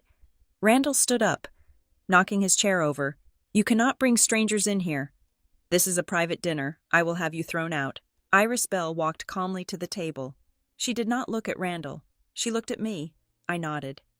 Iris opened her briefcase and pulled out a stack of documents. They were thick, bound in blue legal covers. She placed them on the table with a heavy thud. The sound echoed in the silent room. "Mr. Clark?" Iris said, her voice cool and professional. "My name is Iris Bell. I am the general counsel for Juniper Ridge Capital." Randall blinked. "Who Juniper Ridge Capital?" Iris repeated. "The entity that purchased the promissory notes and mortgage deeds for all 6 Vaughn Heritage Lodging properties from First Regional Bank as of 2 o'clock yesterday afternoon." She slid the top document across the table. It stopped right in front of Randall's plate, knocking over his wine glass. The red wine spilled onto the white tablecloth, looking like a gunshot wound. Randall looked at the document. He looked at the logo. He looked at the transfer stamp. "The bank sold the debt," Randall whispered. "They can't do that without notifying me." "They notified you via certified mail and email this morning," Iris said. "You chose to ignore it." Harlan snatched the paper from the table. He scanned it frantically, his eyes darting back and forth. "This is hostile," Harlan snarled. "You are a vulture fund. You bought this at a discount to squeeze us. We bought it to secure the asset," Iris said. Trent looked from Harlan to Randall, panic rising in his voice. "What does this mean, Dad? What does this mean?" "It means," Harlan said, dropping the paper, "that we owe them the money now. Not the bank. Them." He looked at Iris. "Fine," Harlan said. "You want to play hardball? We will negotiate a payment plan. We will restructure." "I am afraid that is not an option," Iris said. She pulled out another document. "This is a notice of default," she announced. "Pursuant to Clause 4.2 of the original loan agreement, the borrower is in breach of multiple covenants: financial reporting, maintenance standards, guarantor solvency." She paused, letting the words hang in the air. "Therefore, Juniper Ridge Capital is exercising its right to accelerate the debt. The full amount is due immediately. Furthermore, we are exercising our right to appoint a receiver to take over operations effectively immediately." Randall looked like he had been punched in the gut. "You can't do that. You can't take my company. It is not your company." "Mr. Clark," Iris said, "it is the bank's company, and now it is our company." "But why?" Randall yelled. "Why are you doing this? Who are you people?" I stood up then. I picked up the glass of water in front of me and took a slow sip. "They are not doing it," I said. Everyone turned to look at me. I said. Silence. Absolute, suffocating silence. Bryce, who had been silent the entire time, staring at the scene with his mouth open, was the one who broke it. "Wait," Bryce said. His voice was small, confused. He looked from the documents to me. "Juniper Ridge, that's you." I looked at my brother. "Yes, Bryce." So Bryce stammered. "You are the creditor. You are the one we owe the money to." "Yes," I said. Randall stared at me. His eyes were bulging. His face went from red to a ghostly pale. "You bought the debt," he whispered. "You bought my debt. I didn't lend you the money." "Dad," I said coldly. "I bought the leverage." Why? Claudine cried out from her seat. She was clutching her pearls, tears streaming down her face. "Why would you do this to your own family? We asked you for help. You asked for a handout." I said, "You asked me to pour water into a bucket with a hole in the bottom." I walked around the table until I was standing behind Randall's chair. He did not turn to look at me. He was staring at the wine stain on the tablecloth. "You called me here to sell me a lie." I said to the room, "You showed me pretty pictures of a hotel you have no intention of building. You tried to sell me a seat on a board that doesn't exist. You tried to trade my inheritance for my compliance." I placed my hand on the back of Randall's chair. "I told you I needed to see the books. You refused. So I bought the books." Harlan stood up slowly. "This is a betrayal, Tatum. This is biblical. You are destroying your father's legacy." "My father's legacy is a fraud," I snapped, my voice finally rising. "It is unpaid wages. It is rotting roofs. It is liens from honest contractors that he stiffed. I looked at Randall. You were going to take my $1.8 million and burn it. I said, just like you burned everything else. And when the money ran out, you would have blamed me. You would have told everyone that I didn't give enough. I motioned to Sloane. She stepped forward and placed a new folder on the table. This is the path forward. I said, it is not a negotiation. It is a notification. Randall looked up at me, his eyes wet with tears of rage and self-pity. You are a monster, he spat. I smiled. It was the smile of someone who finally understood the joke. No. Dad, I said softly. A monster is someone who eats their young to survive. I am just the one who stopped feeding you. I turned to Iris. Read them the terms of the surrender. I said. I walked back to my seat, but I did not sit down. I stood there, watching them, watching the realization sink in. They had invited a sheep to the slaughter, but they had forgotten to check if the sheep had teeth. Trent was reading the surrender terms, his hands shaking. We lose everything he asked. We lose our salaries, our titles. You keep your dignity if you sign. I said, you lose everything if you fight. Bryce looked at me, a strange expression on his face. It wasn't anger, it was almost respect. Damn, Bryce whispered. That is a boss move. Shut up, Bryce Randall screamed. I looked at my father one last time. You called me for money. Dad, I said, I came to stop you from using family as a receipt. The account is closed. I nodded to Iris to proceed. The dinner was over. The acquisition was complete. The transition from negotiation to warfare was instantaneous. I had expected them to be shocked, perhaps even shamed into silence by the revelation that I was the one holding the leash. I was naive. Shame requires a conscience, and my family was currently operating on a deficit of both cash and morality. The moment I walked out of the Commonwealth room, the assault began. It did not start with lawyers. It started with the weapon of the weak noise. Trent was the first to fire. He followed me into the hallway, his face a mask of red-hot indignation. He did not care that we were in a public club. He grabbed my arm, his fingers digging into my blazer. Conflict of interest, Trent shouted, his voice echoing off the marble floors. He looked around, hoping for an audience. You cannot be the lender and the hostile bidder. Tatum, that is illegal. That is insider trading or something. I will sue you. I will have your license revoked. I pulled my arm free with a sharp jerk. I do not have a license. Trent, I am a tech CEO, not a stockbroker. And owning debt is not a conflict. It is a position. Ask your lawyer if you can afford one. I walked away, leaving him sputtering about fiduciary duties he could not even spell.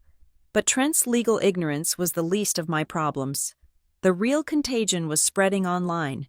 By the time I reached my apartment in Austin the next morning, my phone was glowing with notifications. Bryce had taken his grievances to the digital square. He was smart enough not to name me directly, likely on Harlan's advice, but he was vague enough to inflict damage. He had posted an Instagram story. It was a black screen with white, stark text, accompanied by a sad violin track. Crazy how money changes blood. You think you know someone, but the moment they get a little fame, they turn their back on the people who raised them. Sad day for the Clark family. Betrayal. Fake family first. It was a masterclass in passive-aggressive manipulation. Within 2 hours, my direct messages were filled with inquiries from people I had not spoken to since high school. Is everything okay? I saw Bryce's post. Did you really cut them off? The local Richmond gossip mill was churning. In a small town, the narrative of the ungrateful daughter who made it big and forgot her roots was delicious. It confirmed their bias, that ambition was a sin. Then came the call from my mother, or rather, the call my mother made to the Richmond Gazette. Sloane walked into my office at 10 o'clock, her face grim. She was holding a tablet. We have a situation with a local reporter. Sloane said, a woman named Patricia Vance. She writes the lifestyle column. Apparently. Claudine called her this morning in tears. What did she say, I asked? not looking up from my monitor. Sloane read from her notes. She claimed that a prominent local tech figure, she didn't name you, but it is obvious, is using predatory financial tactics to evict her elderly parents from their family business. She used the phrase, elder abuse, twice. I felt a cold spike of adrenaline. Elder abuse. Claudine was 58 and played tennis 3 times a week. Randall was 60. They were not feeble pensioners. They were incompetent operators, but the accusation was designed to stick. Kill it, I said. Have Iris send a cease and desist to the paper. Tell them if they print a single word of an unsubstantiated claim that damages my reputation or the reputation of Lumen Ledger. We will own their printing press by Friday. Sloane nodded. Already done. Iris put the fear of God into the editor. They are not running the story, but the rumor is out there. Tatum, people are talking. Let them talk, I said, typing furiously. Rumors do not hold up in court. Contracts do, but the attacks did not stay local. At noon, the war crossed the line from personal grievance to corporate sabotage.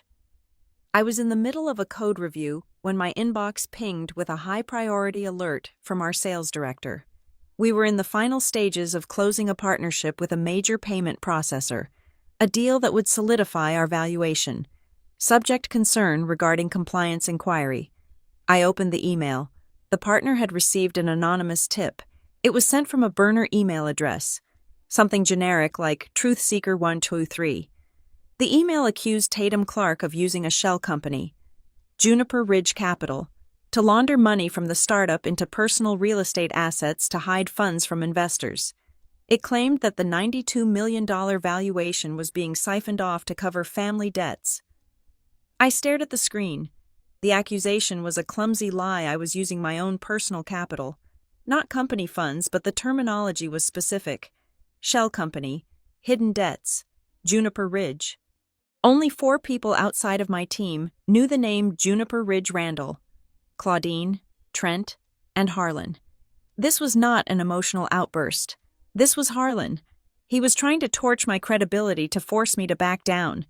He knew that a fintech CEO accused of money laundering was a dead CEO. He was betting that I would drop the debt takeover to save my reputation. He bet wrong. Get Iris in here, I yelled, my voice cracking through the open office. Now, 5 minutes later, my war room was assembled. This is defamation per se, Iris said, reading the anonymous email. Malicious intent to damage business relations. We can trace the IP, but it is likely a VPN. I do not care about the IP. I said, we know who sent it. This is Harlan's handwriting. He is trying to hostage trade my company for his. Sloane looked at me. What is the play if we deny it too loudly? We look guilty. If we ignore it, the partner might walk. We go on the offensive. I said, we draft a transparent disclosure to the partner. We show them the incorporation papers of Juniper Ridge. We show them the source of funds, my personal savings and stock liquidation. Fully audited. We prove that Lumen Ledger and Juniper Ridge are church and state. And then Iris asked, and then we hit the family where it actually hurts. I said, we stop playing defense. I turned to Noah, who was on the speakerphone.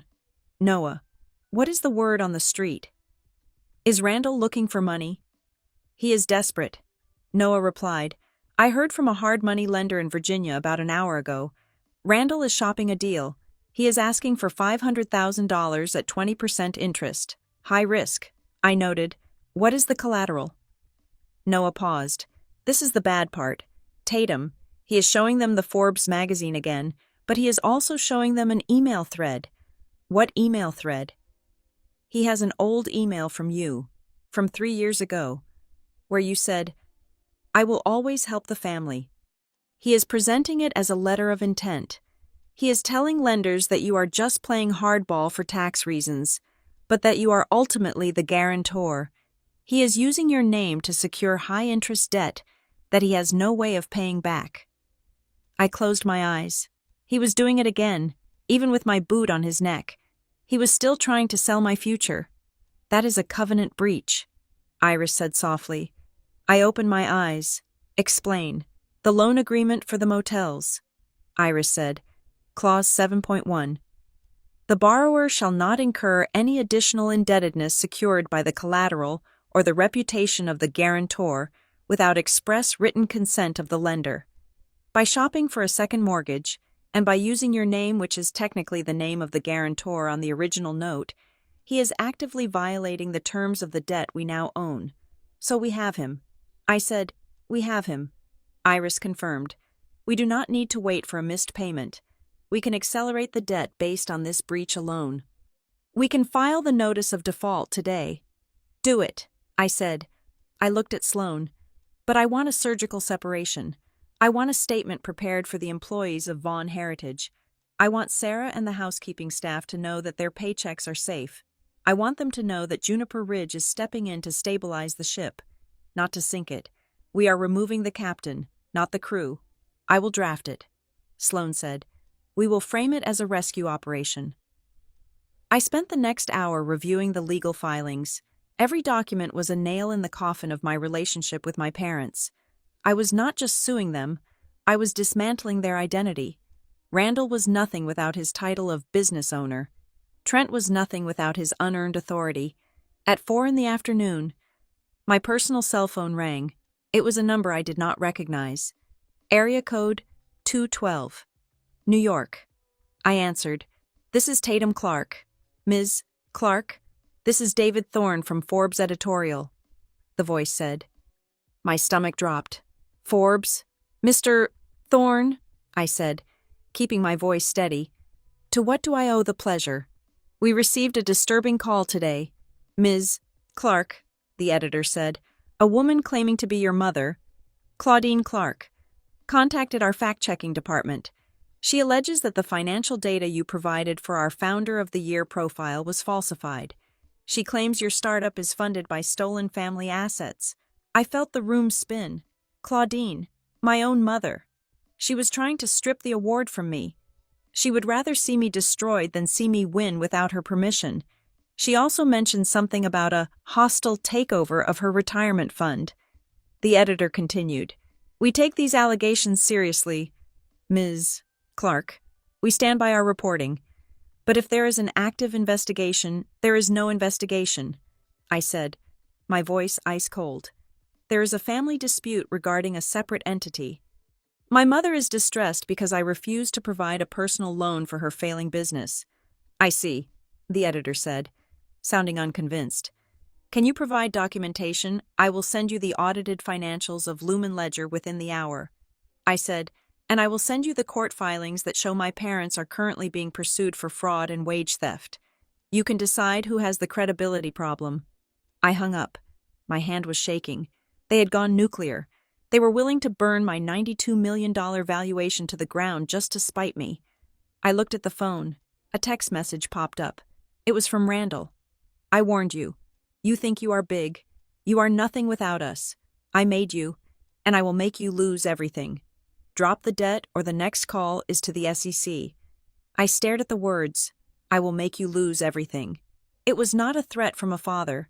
It was a threat from a parasite realizing the host was detaching. I looked up at Iris and Sloan. They were watching me, waiting for the order. Send the notice of default, I said, and serve them with a restraining order for harassment.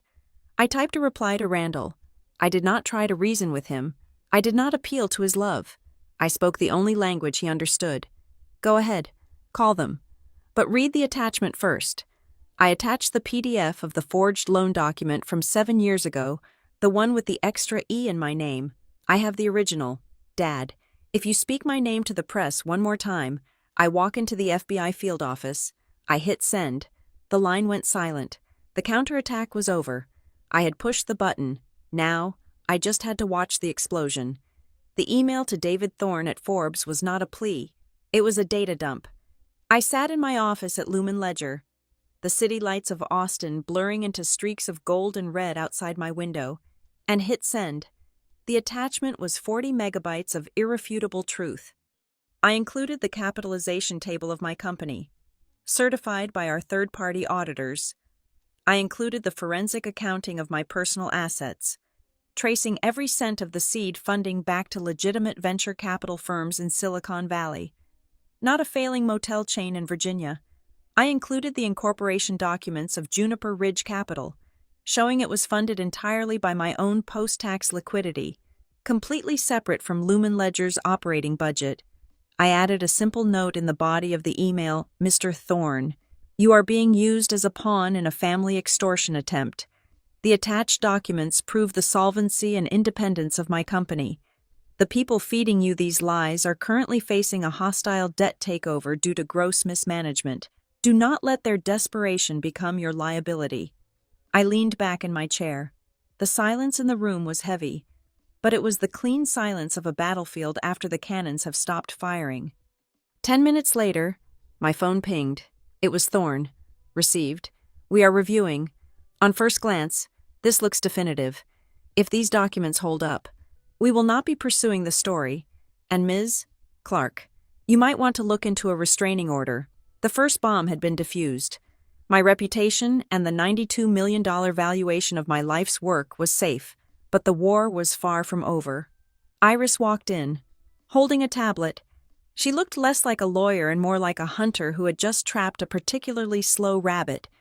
We found the source of the money laundering accusation, Iris said, placing the tablet on my desk. Harlan, I asked. Indirectly. She nodded. We traced the email headers. It wasn't a sophisticated hack. It came from a click farm in Eastern Europe that offers reputation management services. We subpoenaed the payment processor for the service. The credit card on file belongs to a consulting firm registered to Harlan Reese. He paid $200 for a bot to call you a criminal, Iris said, her voice dripping with disdain. He didn't even use a burner card. He used his corporate Amex. I looked at the receipt on the screen. It was pathetic. It was sloppy. It was exactly the kind of corner cutting that had defined my family's business practices for decades. Do we leak it? Iris asked. We could destroy Harlan's consulting business by tomorrow morning. I shook my head. No, not yet. If we release it now, it looks like a petty squabble. We keep it in the chamber. It is leverage. I want them to know I have it, but I want them to wonder when I will use it. Sloan entered the room a moment later, carrying a thick binder. The Juniper Ridge logo was embossed on the front. The restructuring plan is ready. Sloan said, we are ready to transmit it to the debtor. This was the pivot.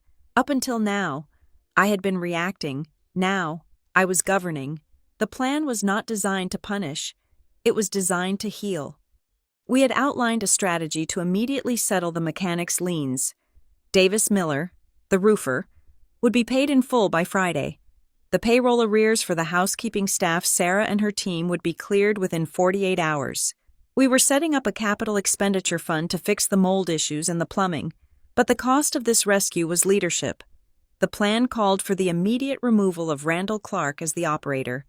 It called for the termination of Trent Clark's contract as vice president of operations. It called for the dissolution of the advisory agreement with Harlan Reese. It is a coup, Sloan noted, watching my face. A benevolent coup, but a coup nonetheless.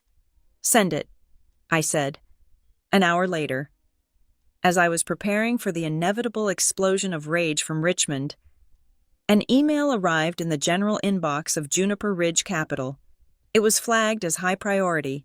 The sender was distinct, Henderson Vaughn Heritage, Gary Henderson, the general manager of the Richmond property.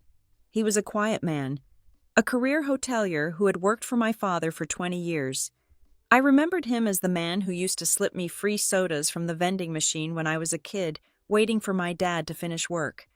I opened the email. The subject line was simply, for the new owners. Dear Juniper Ridge partners, I do not know who you are, but I know you have bought the debt. I am writing this at great personal risk, but I cannot stay silent anymore. If you are going to audit the books, you need to look at the customer deposit account for the years 2022 through present. Mr. Clark has been instructing me to transfer escrow funds deposits for weddings and large group bookings into the general operating account to cover marketing expenses. I have attached the wire transfer request signed by Randall Clark. I was told these were temporary loans, but the money was never returned. I believe the total shortfall is over $60,000. I stared at the screen. my blood turning to ice. This wasn't just mismanagement. This wasn't just incompetence. Commingling escrow funds was theft. It was a direct violation of state regulations. If a bride showed up for her wedding and the deposit was gone, that was fraud. I clicked on the attachments. There were PDFs of handwritten notes from Randall. Gary, move $5,000 from the deposit account to the main. Need to cover the club dues. We'll put it back next week. He never put it back. He had been stealing from his customers to pay for his lifestyle, and he had forced his general manager to be an accomplice. I looked up at Iris and Sloane. The room felt very small. This ends tonight, I said. I did not go to Richmond. I did not give them the dignity of a physical presence. I sent a calendar invite for a video conference to Randall, Claudine, Trent, and Harlan.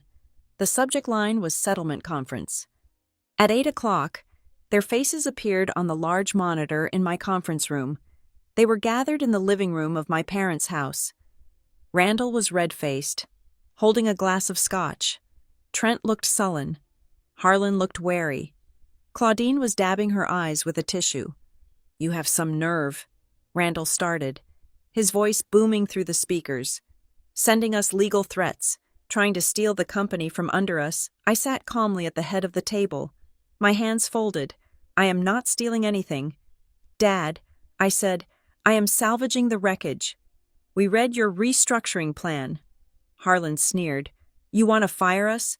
You want to kick your own father out of the building he bought? We will never agree to that. We will fight you in court for 10 years. We will claim you acted in bad faith." "You can try," I said, "but before you file any motions, you might want to look at the document I just emailed you." I saw them look down at a laptop on the coffee table. I saw Trent click the link. I saw the color drain from Randall's face. "It is a log of the escrow transfers," I said, my voice steady. $63,000 of guest deposits moved into the general fund and then spent on non-business expenses. Country club dues, car lease payments for Trent, a consulting retainer for Harlan. Randall sputtered. "That is internal accounting. That is cash flow management. It is embezzlement." I cut him off. "It is a felony, and I have the signed instructions from you to Gary Henderson forcing him to do it." Silence descended on the living room in Richmond. Even Harlan looked shaken. He knew the law. He knew that consulting fees paid from stolen escrow funds made him a beneficiary of fraud. "Here is the situation," I said.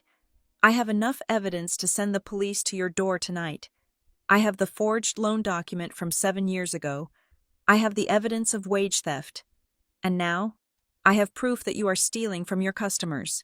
Claudine let out a sob. "Tatum, please. You wouldn't put your father in jail. You are not that cruel. Think of the neighbors. Think of what people will say." I looked at my mother. She was still worried about the neighbors. She was still worried about the facade. "I am not the one who broke the law, Mom," I said, "but I am the only one who can stop the consequences." I leaned forward toward the camera. "Here is the deal. It is a take-it-or-leave-it offer. It expires in 30 minutes.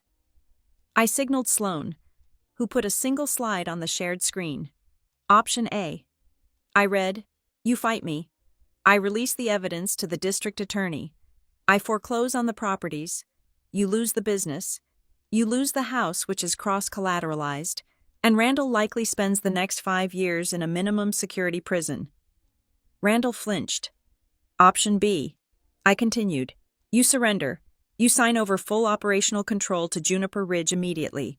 Randall, you retire. Trent, you resign. Harlan, your contract is terminated. In exchange, I will not file criminal charges. I will personally cover the missing $60,000 in the escrow account so the customers do not lose their money." I paused. "And," I added, "I will provide a one-time exit package of $250,000. $250,000, Trent scoffed. "That is an insult. The properties are worth millions. The properties are mortgaged for more than they are worth." "Trent," I snapped, "the equity is zero. The brand value is negative. I am offering you $250,000 for a pile of debt and a criminal record. That is charity. But there are conditions," I said, ignoring his outburst. You sign a non-disclosure agreement. You sign a non-disparagement agreement. If you ever mention my name, my company, or this deal to the press again, the money is clawed back and I release the evidence to the FBI. You take the money and you go away. You retire to Florida. You play golf. But you do not run a business, and you certainly do not run my life. Randall looked at the screen. He looked old. The bluster was gone. He realized that the game was over. He had no cards left. The Forbes article, the threats, the emotional manipulation, I had countered all of it. We need more, Harlan said weakly. 500, 250, I repeated, and the clock is ticking. You have 20 minutes. Claudine looked at Randall. Randy, please, take it. I cannot go through a trial. Randall stared at me through the camera. There was no love in his eyes, only a cold, hard resentment. He hated me not because I was winning, but because I was right. Fine, Randall whispered. I want it in writing. I said, Iris has sent the DocuSign. All of you. Now, I watched as they opened their phones. I watched as they tapped the screens. One by one, the notifications popped up on my end. Signed, signed, signed. It is done, I said. The money will be wired to a trust account tomorrow. The new management team arrives at 8 a.m. Gary Henderson is the interim operator. Do not go to the office. Do not touch a computer. Just leave. I ended the call. The screen went black. I sat there in the silence. I should have felt triumphant. I had won. I had saved the employees. I had protected my company. I had neutralized the threat. But I just felt tired. I felt the deep, bone-weary exhaustion of someone who has had to amputate a limb to save the body. Iris reached out and touched my hand. You did the right thing. Tatum, you saved them from themselves. I know, I said quietly. But they will never forgive me for it. My phone buzzed again. I looked down, expecting a final curse from Randall. It was a text from Bryce. Hey sis, just saw the guys freaking out. Looks like you won. Listen, I always knew Dad was sketchy. I'm glad you took over. Maybe I could come work for you. I could run the social media for the new hotel brand. I'm totally on your side. I stared at the message. Bryce, the weather vane. He saw the wind change direction and was trying to pivot. He wanted to attach himself to the winner. I typed a reply. No, the deal included everyone. Find your own way. Bryce. I blocked his number. I stood up to leave. The office was dark now, save for the cleaning crew moving in the distance. I walked toward the elevator. My phone buzzed one last time. It was a number I did not recognize. No caller ID. I hesitated, then opened the message. It was an audio file. No text. Just a 30-second clip. I pressed play. The sound was grainy. Recorded in a room with an echo, it sounded like the country club dining room. I heard the clink of silverware. Then I heard Randall's voice. It must have been recorded weeks ago. Perhaps by a waiter. Perhaps by someone at a nearby table. She thinks she is special. Randall's voice sneered on the recording. But she is weak. If she doesn't pay up, I will burn her down. I don't care if she ends up on the street. I will drag her name through the mud until she is unhireable. A daughter owes her father everything. If I have to destroy her to get my money, I will do it with a smile. The recording ended. I stared at the phone. The timestamp showed it was sent 2 minutes ago. Below the audio file, a single line of text appeared. I thought you should know what you really paid for. I didn't know who sent it. Maybe Gary Henderson, maybe a disgruntled club member, maybe even Harlan, trying to sow chaos one last time. But it didn't matter. The voice was real. The hate was real. I put the phone in my pocket. I stepped into the elevator and pressed the button for the lobby. The doors closed, sealing me in. I had paid $250,000, but I hadn't paid for a hotel. I had paid for the truth, and it was worth every penny. The conference room at the flagship Vaughan Heritage Hotel smelled of lemon polish and decay. It was a windowless box in the basement, the only room large enough to hold the wreckage of a 40-year legacy. I sat at the head of the heavy oak table, a position my father had occupied for decades, but today the dynamic was inverted. I had called this meeting at 9 o'clock in the morning. By 9:15, the room was full. On the left side of the table sat the new administration myself, Iris Bell, Sloan Mercer, and a man named Marcus Thorne, the veteran hotel operator I had flown in from Chicago to take over the day-to-day management. On the right side sat the defendants Randall, Claudine, Trent, and Harlan. They looked like prisoners of war who had been allowed to keep their expensive suits. Randall was pale, his eyes rimmed with red, likely from a sleepless night and too much scotch. Trent was fidgeting, checking his watch every 30 seconds as if he had somewhere more important to be. Claudine was staring at her hands, twisting her wedding ring. Only Harlan met my gaze, his eyes hard and calculating, still looking for an angle, still looking for a weakness. Randall cleared his throat. The sound was wet and jagged. "So," he said, his voice trying to summon a ghost of his old authority, "we signed your papers last night. We agreed to the buyout. Why are we here? Just wire the money so we can leave. I do not want to look at you any longer than I have to." I placed my hands flat on the table. "We are here because the transition of power requires a physical handover," I said, "and because there are loose ends that the digital signatures did not cover." Harlan leaned forward. "We have a deal. Tatum, $250,000. Immunity from prosecution. We signed the NDAs. If you are trying to change the terms now, that is a breach of contract. I am not changing the terms," I said. "I am enforcing them." I nodded to Marcus Thorne. He stood up. He was a large man with a gentle demeanor, but he had a reputation for turning around failing properties with military precision. "Mr. Clark," Marcus said, addressing Randall, "my team did a preliminary walkthrough of the property at 6 this morning. We found the maintenance logs, or rather, the lack of them." Randall waved a dismissive hand. "We kept the records in my office. We found those, too." Marcus continued. "We also found the instructions you gave to the housekeeping staff to dilute the cleaning chemicals to save money. We found the emails instructing the kitchen to serve expired produce. That is a lie." Randall shouted, slamming his hand on the table. "We run a 5-star operation. You run a health hazard." Marcus said calm. "But that stops today. My team is already on site. We are restocking the inventory. We are paying the staff the back wages you stole from them, and we are doing it without firing a single employee." Trent scoffed. "You cannot turn a profit if you pay full wages. That is business 101. That is why you are sitting on that side of the table."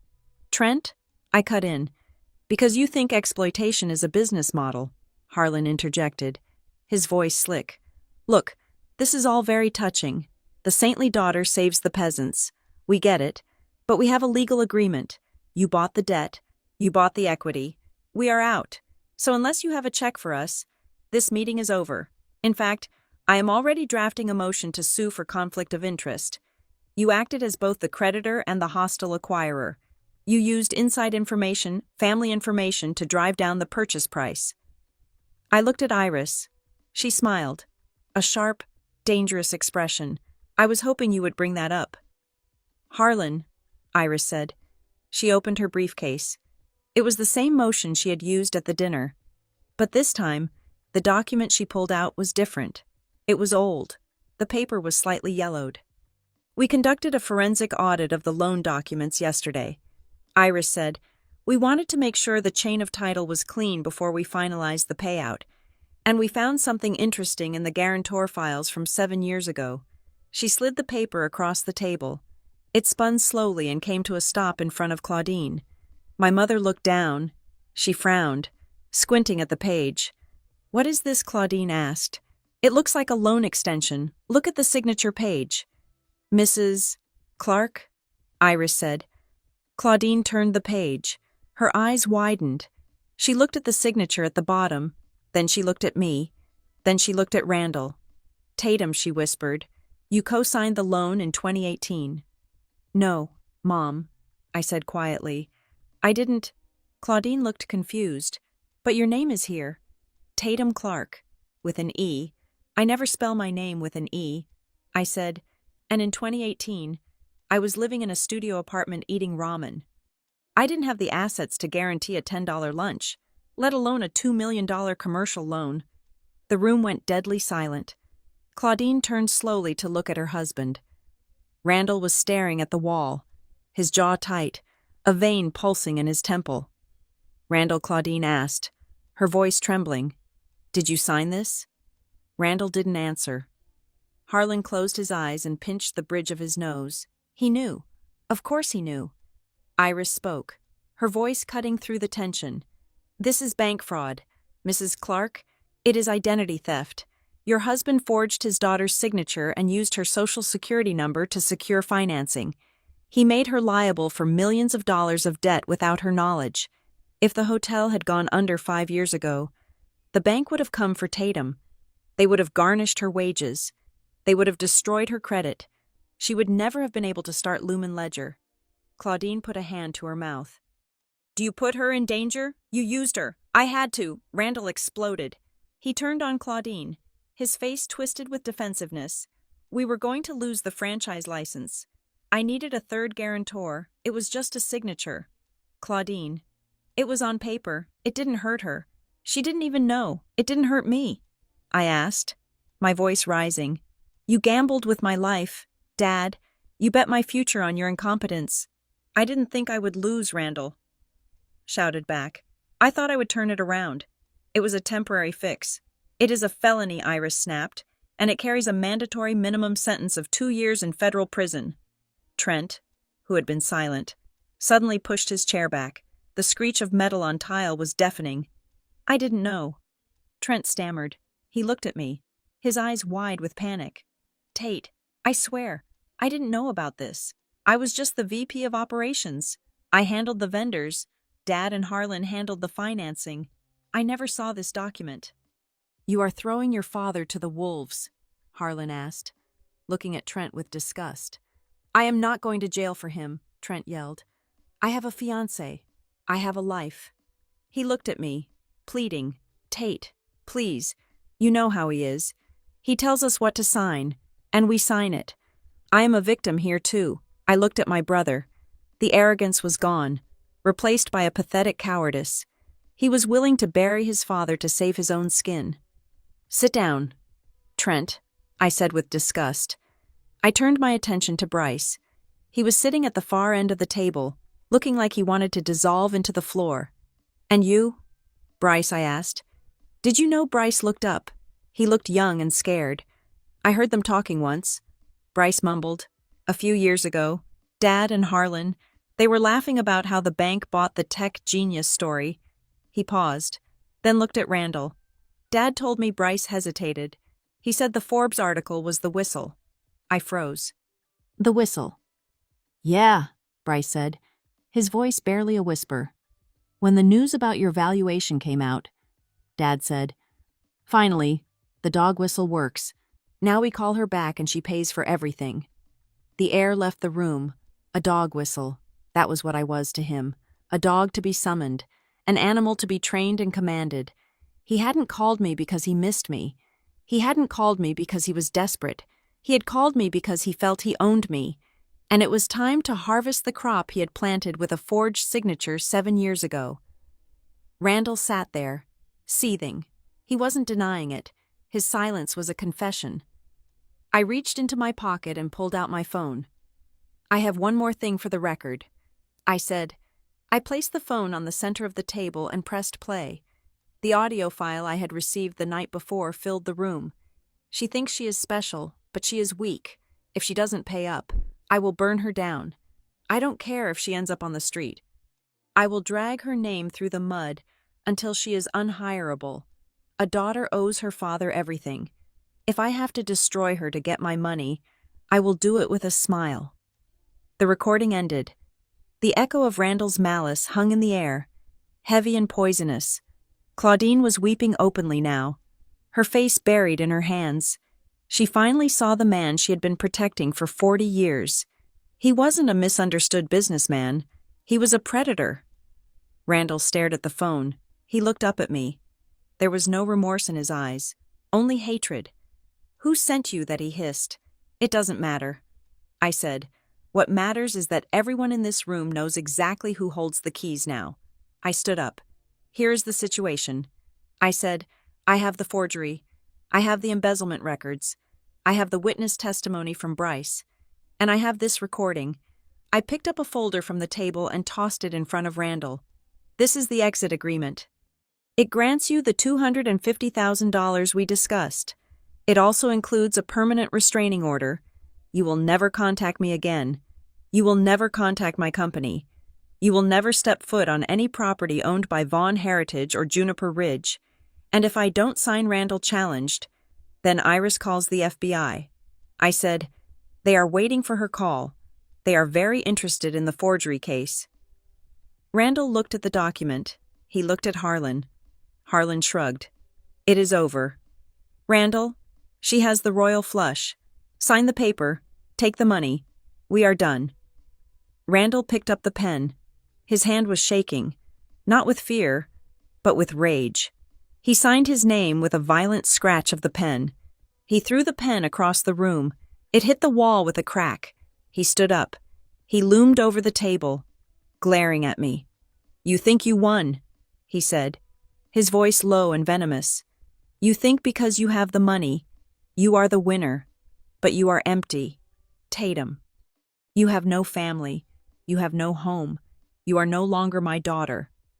He spat. I disown you. You are dead to me. I looked him in the eye. I didn't feel the sting I expected. I didn't feel the crushing weight of rejection. I felt light.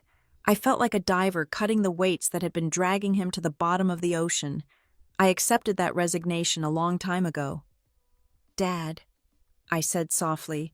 I looked at Claudine. She was looking at me with tragic, tear-filled eyes. She wanted to say something. She wanted to apologize, but she didn't. She stood up and moved to Randall's side. She chose him. She would always choose him. Goodbye, Mom, I said. Trent and Bryce scrambled to sign their copies of the agreement. They didn't look at me. They just wanted the money. They wanted out. Get out, I said. They filed out of the room. Randall went first, storming out without looking back. Claudine followed, her head bowed. Trent and Bryce trailed behind like beaten dogs. Harlan was the last to leave. He stopped at the door. He looked at me with a grudging respect. You play a hard game. Tatum, Harlan said. I learned from the best. Uncle Harlan, I replied. He smirked, then walked out, closing the door behind him. The room was suddenly quiet. The air felt cleaner. Marcus Thorne looked at me. Are you okay? Ms. Clark, he asked gently. I looked at the empty chairs on the other side of the table. I looked at the signed documents that legally severed me from the people who shared my DNA. I am fine, Marcus, I said. I sat down and opened my laptop. Now, let us talk about the renovation budget. We have a hotel to save. The morning of the final transfer was gray and heavy, the kind of weather that felt like the sky was pressing down on the earth. We were gathered in the conference room of a neutral law firm in downtown Richmond. This was not the family dining table, and it was not the basement of the hotel. This was the sterile ground of finality. Despite the dramatic surrender the night before, Randall Clark was not going quietly. The settlement agreement he had scratched his signature onto was a binding contract, but the transfer of deeds, the actual legal instrument that would strip him of his property rights, still required a wet signature in front of a notary, and Randall was refusing to pick up the pen. He sat with his arms crossed, staring at the document as if it were a death warrant. His lawyer, a frazzled man he had hired that morning, was whispering urgently in his ear. I am not signing it, Randall announced, his voice echoing in the glass-walled room. He looked at me with a mixture of exhaustion and defiance. I woke up this morning and realized I made a mistake. I signed that settlement under duress. You cornered me. You threatened me. That makes the agreement void. I sat perfectly still. I did not look at his lawyer. I looked at Iris Bell. Iris adjusted her glasses and looked at Randall's counsel. Your client is welcome to test that theory in court, Iris said, her tone as dry as dust. However, if he refuses to execute the transfer of deeds by noon today, we will consider the settlement agreement breached. She turned a page in her binder.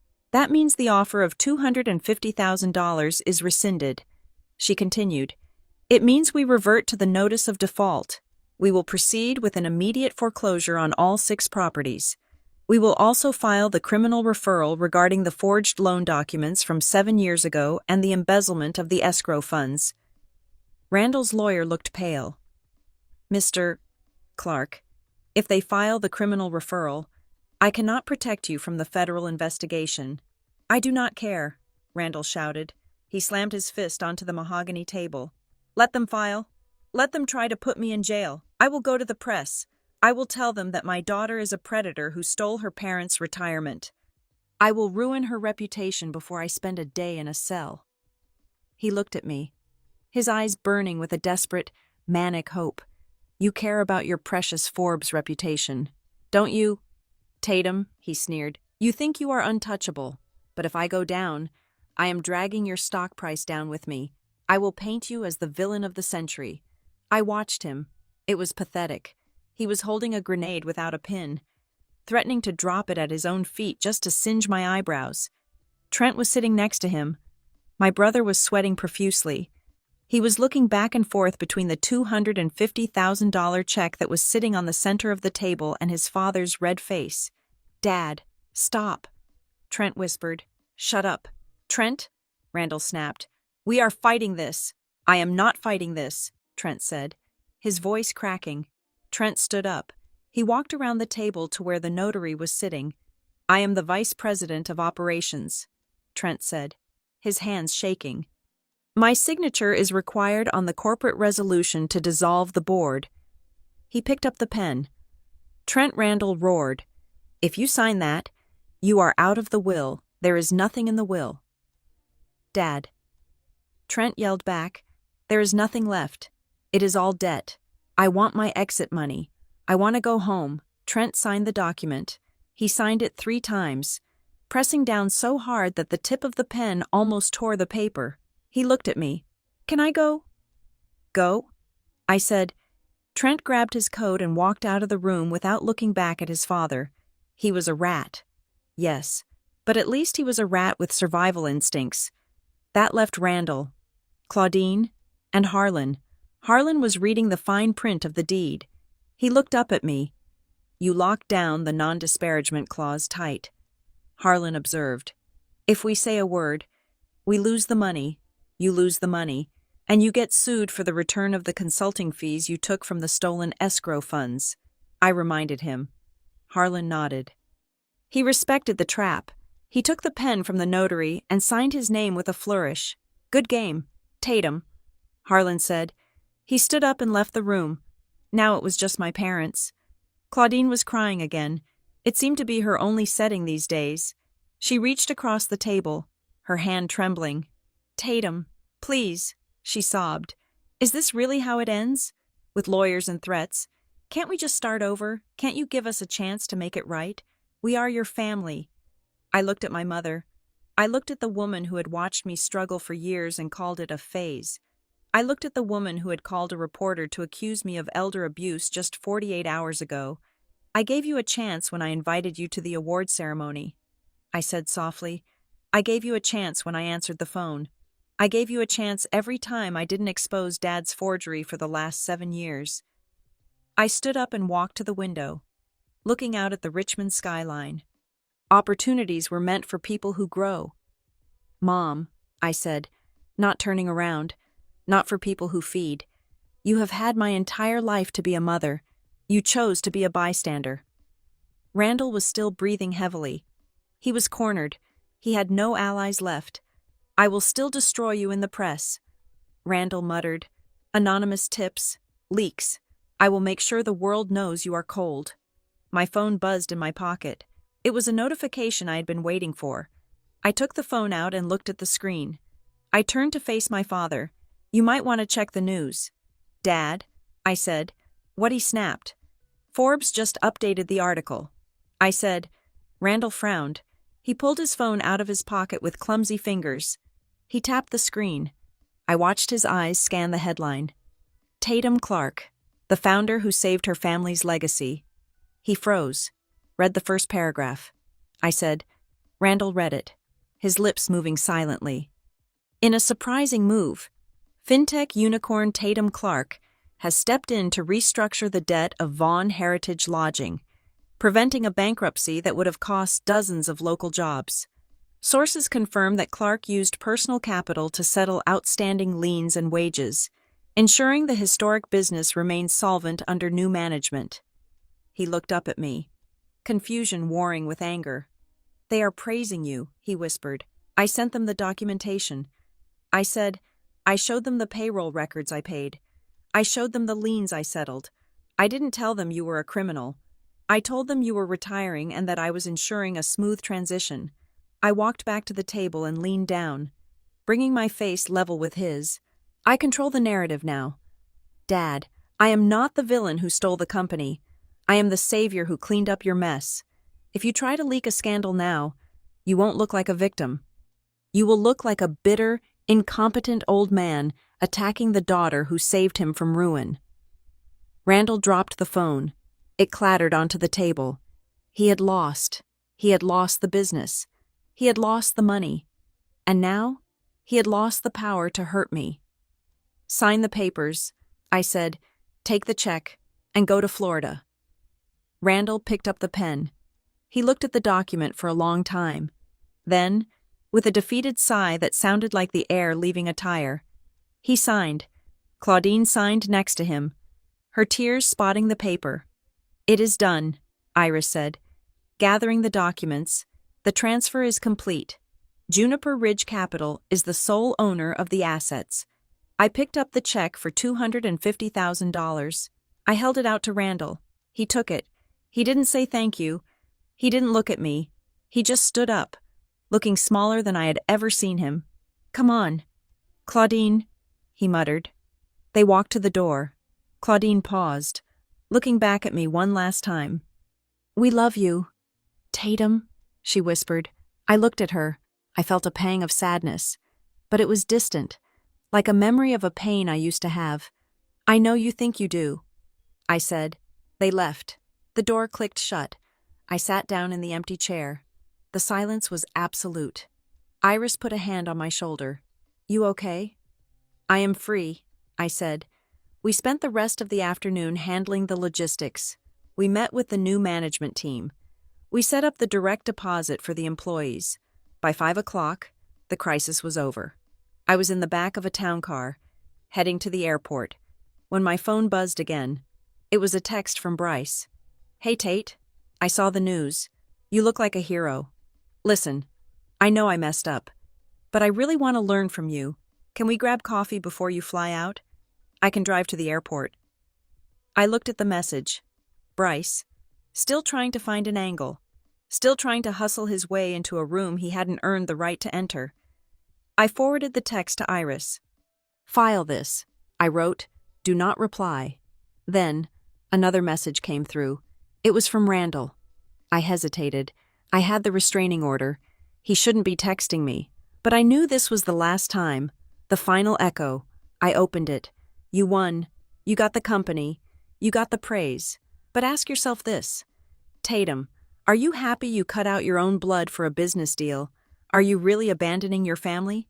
I stared at the screen. The manipulative guilt. The refusal to take responsibility.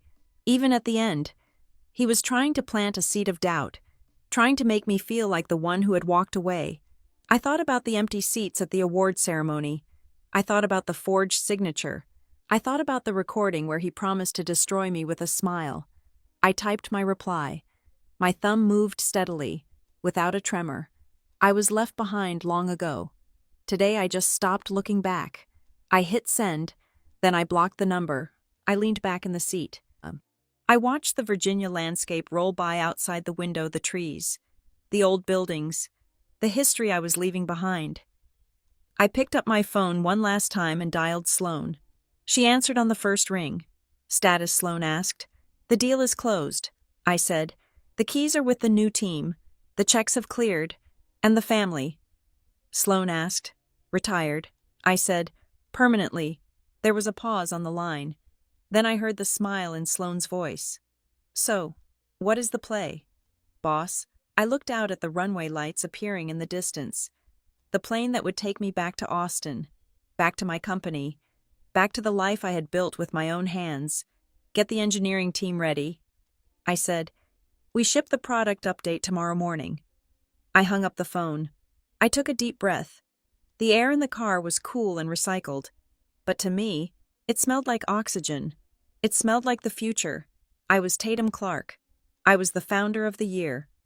And for the first time in my life, I didn't owe anyone an explanation. Thank you so much for listening to this story. It was a long journey for Tatum, but sometimes you have to burn the bridge to stop the enemy from crossing. I would love to know where you are tuning in from today. Are you listening from your office, your car, or maybe while working on your own empire? Drop a comment below and let's get a conversation started. If you enjoyed this story of justice and reclaiming your power, please subscribe to Maya Revenge Stories. Hit that like button and smash the hype button to help this video reach more people who need to hear that it is okay to choose yourself. Stay strong, and I will see you in the next story.